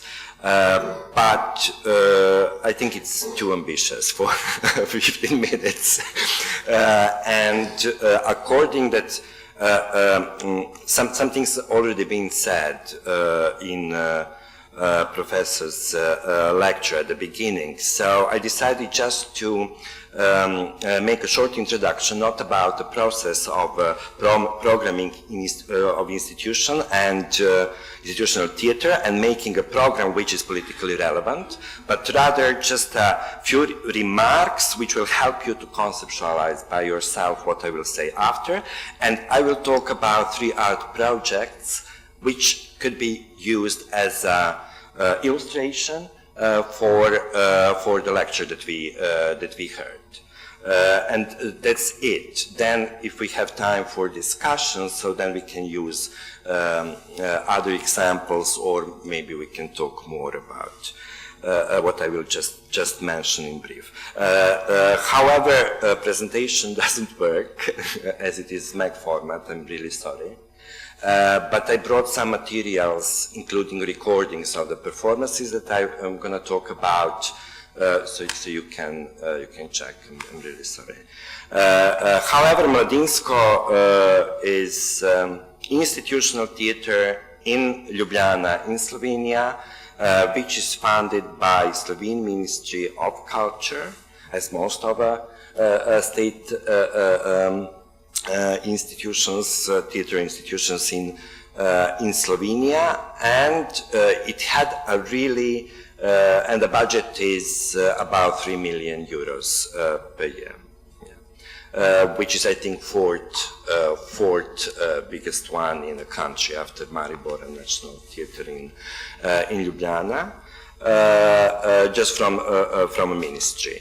However, Mladinsko had a really specific position in the history of theater of Yugoslavia, as it always being a sort of experimental stage, and which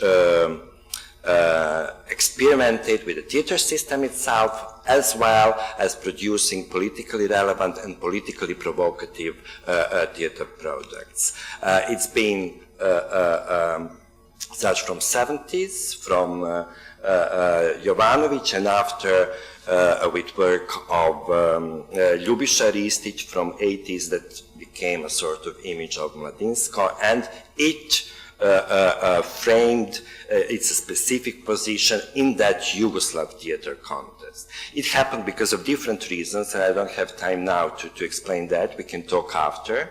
It was founded as a theater for children, which means that it was a bit periphery. It had a bit periphery position. Censorship wasn't that strong because it wasn't a national stage. It wasn't the main theater in a city, etc. So something like that was possible, and it had. From 70s and 80s, it had a really important international position, which means that Mladinsko, in this former Yugoslav context, probably was the theater which toured the most. And with this politically for the West, interesting performances, as it was a theater for socialistic country, mostly talking about this communistic and socialistic totalitarisms. But however, that's what was the heritage and identity of Mladinsko. However, after in Slovenian independence, Mladinsko lost this referential frame in the context. So Mladinsko became a small theater in a small country, and it changed. It changed artistic politics, and it became pretty much a mainstream theater. What was a specific of those times, but today as well, as Slovenia is very small theater culture, Slovenian production. You have a group of directors who work mostly in each theater, which means that no matter they deal with different topics, but you have the same theater languages in each theater, so program of each theater is the same. Because on that level of aesthetics and politicality, so it's the reproduction of the same pattern.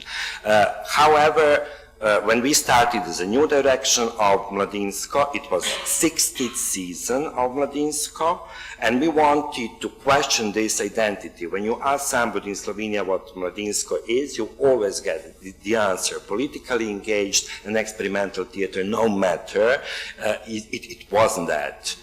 In that point, especially even 5 years ago, it wasn't that much.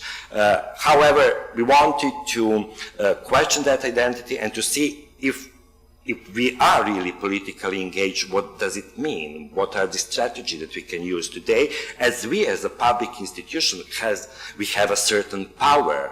We have even a huge power, much bigger than a small NGO civil organization. So it was about examining actually our own agency, as well as theater system itself, because what was one of the aims that we wanted to deal with in this new programming of a house was that we are not responsible only for a theater product, only for a performance. We do not produce theater products, we are developing wider theater culture. And that's what is our responsibility, because what we are going to present after, it influenced directly the whole theater culture in Slovenia and in that space where we work. So it was about responsibility that we put a bit on a higher level, so you cannot then just present a program with a list of director, and then what they're going to do some text. So what's the topic of the text? The topic is love, so it's a season about love. So it's not about a list of director, it's about actually what we're going to present and what we're going to do in order to contribute to development of theater culture and to discourse itself, which is as well, which is part of that. However, 60th season was entitled. The official name is Slovene Mladinsko Theater, Slovensko Mladinsko Gledališče. So we used to paroles. Mladinsko, it's 60th season without a topic and without a name, with curated modules. Mladinsko democracy, Mladinsko revolutions, and Mladinsko victims at the end, which means that we didn't present only a specific or partial theater performances, but the whole discursive program around, so offering something which is much more a platform for discussion than a certain product.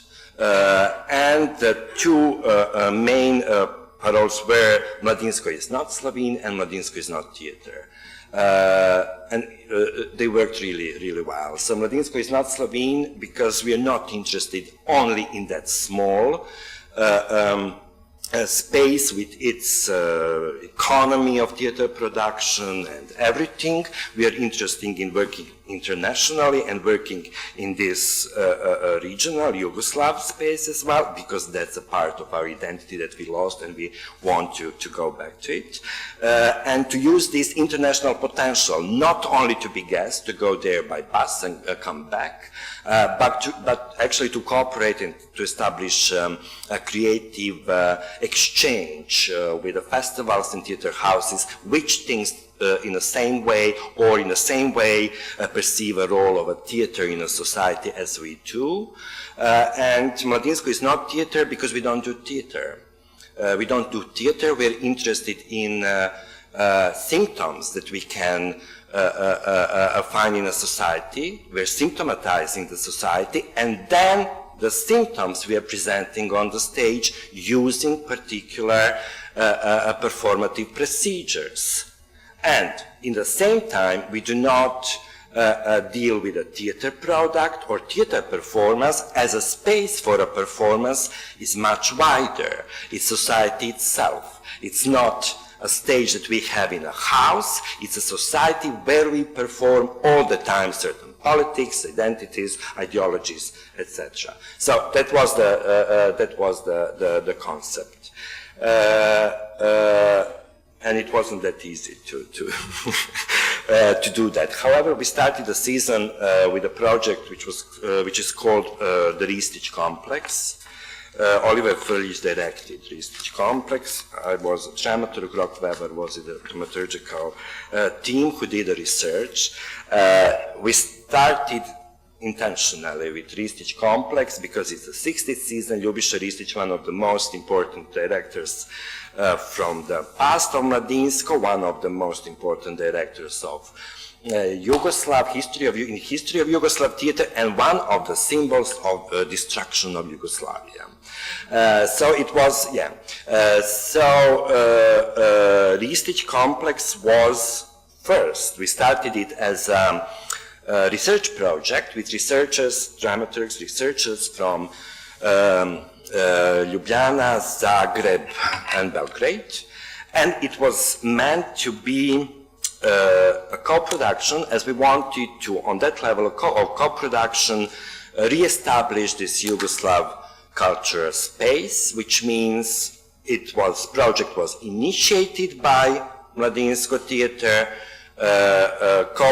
First co-producer was National Theater Rijeka, then Bite Festival in Belgrade and Mod Festival in Skopje. On that organization level, we decided the the opening will be on Bite Festival in Belgrade, as Belgrade was the center of power in that, political power in that space. So it was a sort of game with this Ristić concept of KPGT, theater as a federal organization resembling the organization of Yugoslavia, and promoting this Yugoslav idea, transnational idea of Yugoslavia had. It wasn't that much about Ljubiša Ristić himself. Ljubiša Ristić is maybe the only person who really got illustrated in Serbian culture unofficially. but it was much more about our cultural heritage. So we started from Black Wave and from one film, Plastic Jesus, that you all know. Black Wave is the only art movement which was officially forbidden in Yugoslavia in 1973. It was a movement in Yugoslav cinematography because it did criticize the society and this develops socialism and equality in Tito's Yugoslavia. However, in that film, when this film was censored and forbidden, but when it appeared, there was one scene missing. The scene that was missing in a film was a scene of Ljubiša Ristić wedding.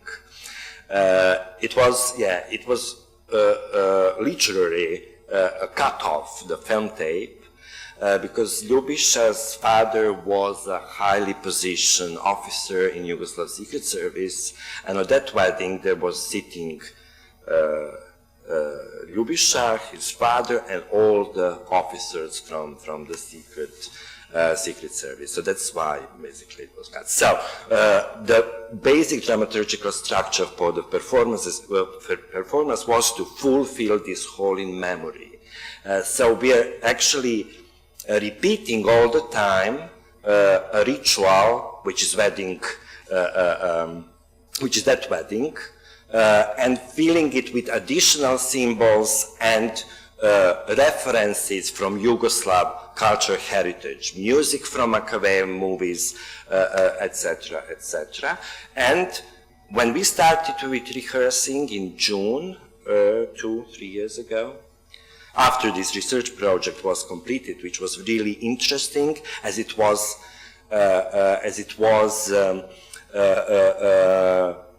done from the perspective of today's knowledge. So we completely differently now understand and see all the ideas and Ljubiša Ristić works, including that Anna and Olga from Belgrade, they wrote a text, it's in English, Serbo-Croatian and Slovene in this catalog. They wrote a text about Ljubiša Ristić as a proto-capitalist in culture, which is quite interesting for example to read.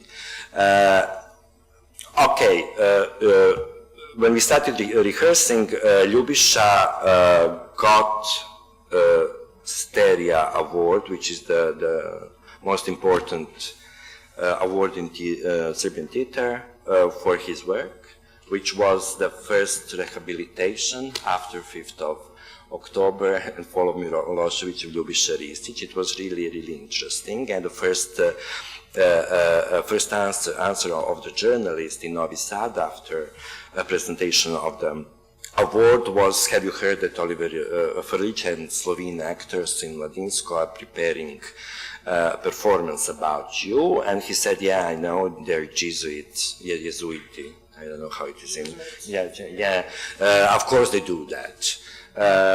So whatever it meant.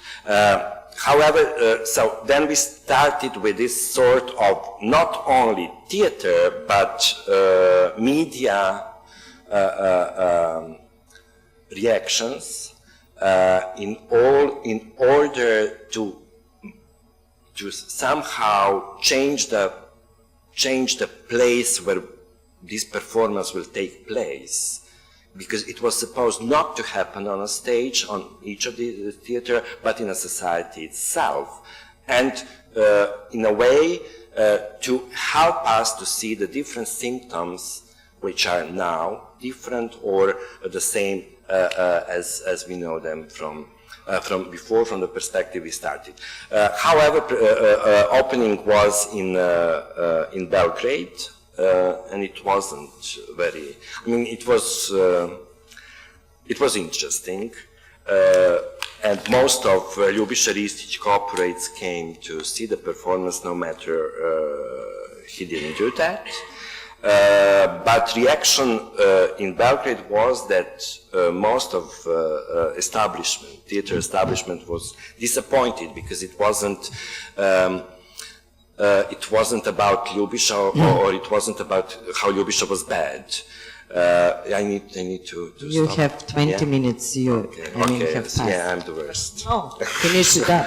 However, in each context where we presented this performance, we got a set of different reactions, which are really interesting, and they said a lot about the contexts where we presented it, including that we got all the possible prizes on the Festival of Bosnian Theatre in Tuzla or Zenica.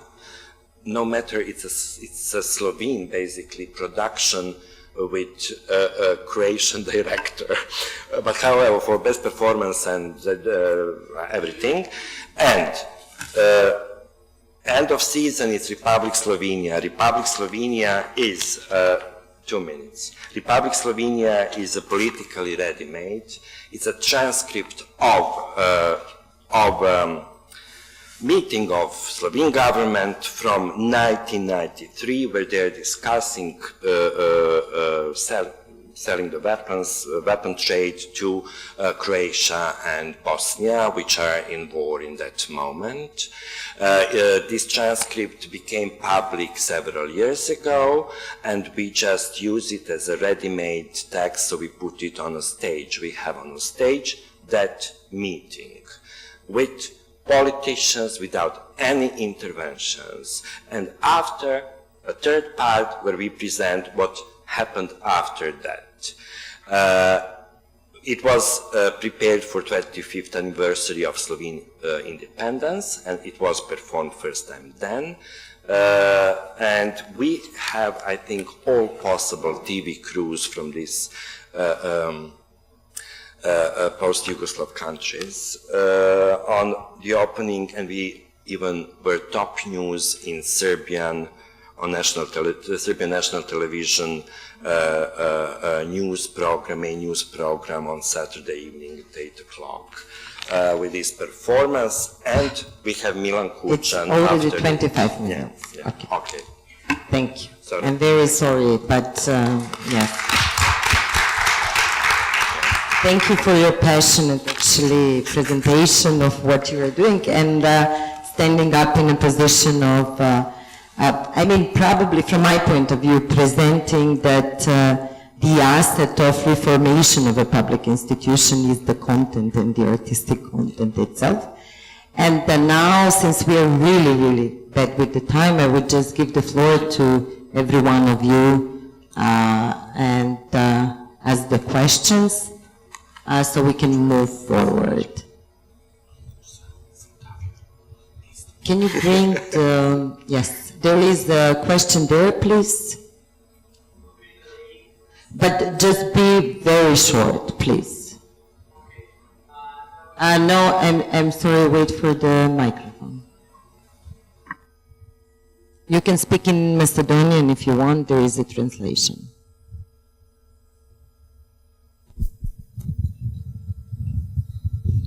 Okay, this I would like to refer also to the professor from yesterday. Unfortunately, you told me that I can reach him yesterday, but I was looking for him, the professor from Switzerland, if he's here, and maybe he can answer. He's professor and not from Switzerland. He was here, and also yesterday he stayed until unfortunately. Okay.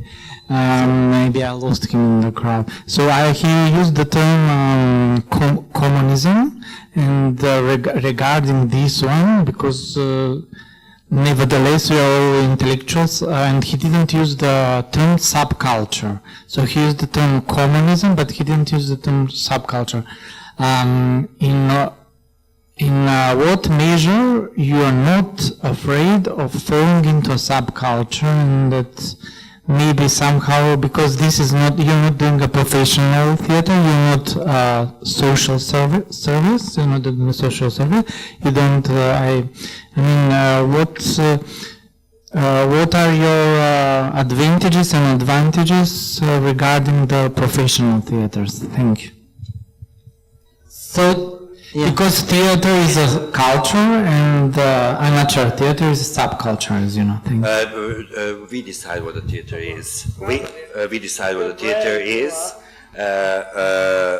We people who do the theater. So, and in a way we do it, and what's our aim and how we do it, and that's what and that's what is obligatory if you take it seriously. Just let me finish. Now he needs to finish, please. Yes, I'm talking now from a position of an artist as well, and it is quite relevant. I mean, in my opinion, considering the artwork work, to think it is not about you do something and you present it in front of the audience. It is you produce certain senses in order to initiate public debate. It is much wider. It is not about presentation in front of the audience. It is not about that much about the audience. So I didn't understand half of the question, but however I'll say what I think anyway. But that's the answer on the other part that I understood. But I didn't finish with Republic Slovenia. Republic Slovenia brought Milan Kučan to Mladinsko Theater, who was the first president of Slovenia and president of Slovenia for 10 years, I think. Which didn't happen in history of Slovene theater ever, which is quite big political point. I have a couple of more questions. Sorry, Igor, we need to go to another question, please. Yes, I have a different kind of question, and I'm a bit sorry that Marijana had to leave, because I thought the combination of Sanja, your talk, and Marijana was an interesting one, where I heard Marijana talking about islands within the public sphere that needed to grow and connect. Whilst I was immediately thinking, hearing your story, isn't there also a need for dialogue between those that actually work also in the institutions that share similar thoughts in many ways of, contesting the mainstream political spheres, and shouldn't we much more think in, instead of islands, in connecting across those different spheres? I believe that we are more different planets than islands, because we cannot get connected if we don't sit down. Our goals are completely different. Our problems are completely different. So probably we need to sit down and find what is actually connecting us. From this point of view, a lot. But from that point of view, maybe not so much. Because we are just trying to survive in the field that is quite in between a professional and existential. So maybe this is a kind of a good moment to get connected, and with you two as well. So we can do maybe a project that we can go through together. But still, from this point of view, I still believe that we are different planets. Okay. Sorry? Probably can be reached, and this is the breached. Yes, should be breached, and I don't think it's a question about the breaching. I think it. Yeah, if I might say, it's very difficult to combine, and really it will be more interesting to compare what Marijana said with what you were saying, because this is two platforms, civil society as a platform for dialogue, and you show that even public theater can be a public for a very important cultural, social, political dialogue. While here, it's a syndicate, it's a trade union issue, it's a position of professional. So it's completely different issue. So yes, there are parallel things. One is that cultural professionals are raising general issues. The second is that cultural professionals also have to defend there are syndical issues, and these are parallel things. I have to say that just one thing concerning the rights in the one and the second sector. I think that there are issues that relates us in the questions of work and the questions of labor as well. But also there are many other issues that relates us, you know. The thing is about, okay, I will stop. Rob? I would just like to respond to the comments from the audiences concerning that audiences decides what theater is. When, you know, like when artists are deciding what theater is, this is usually called art. It can be bad, it can be good, it can be really of high quality. Although I think theater makers these days, if they're really good, are not interested in the question what theater is, but what theater can do. When audience is deciding what theater is, we usually have a certain kind of, I would say, cultural massage center in the form of theater. Basically, when theater are just fulfilling the demands on the market and giving the audiences what they want to be satisfied.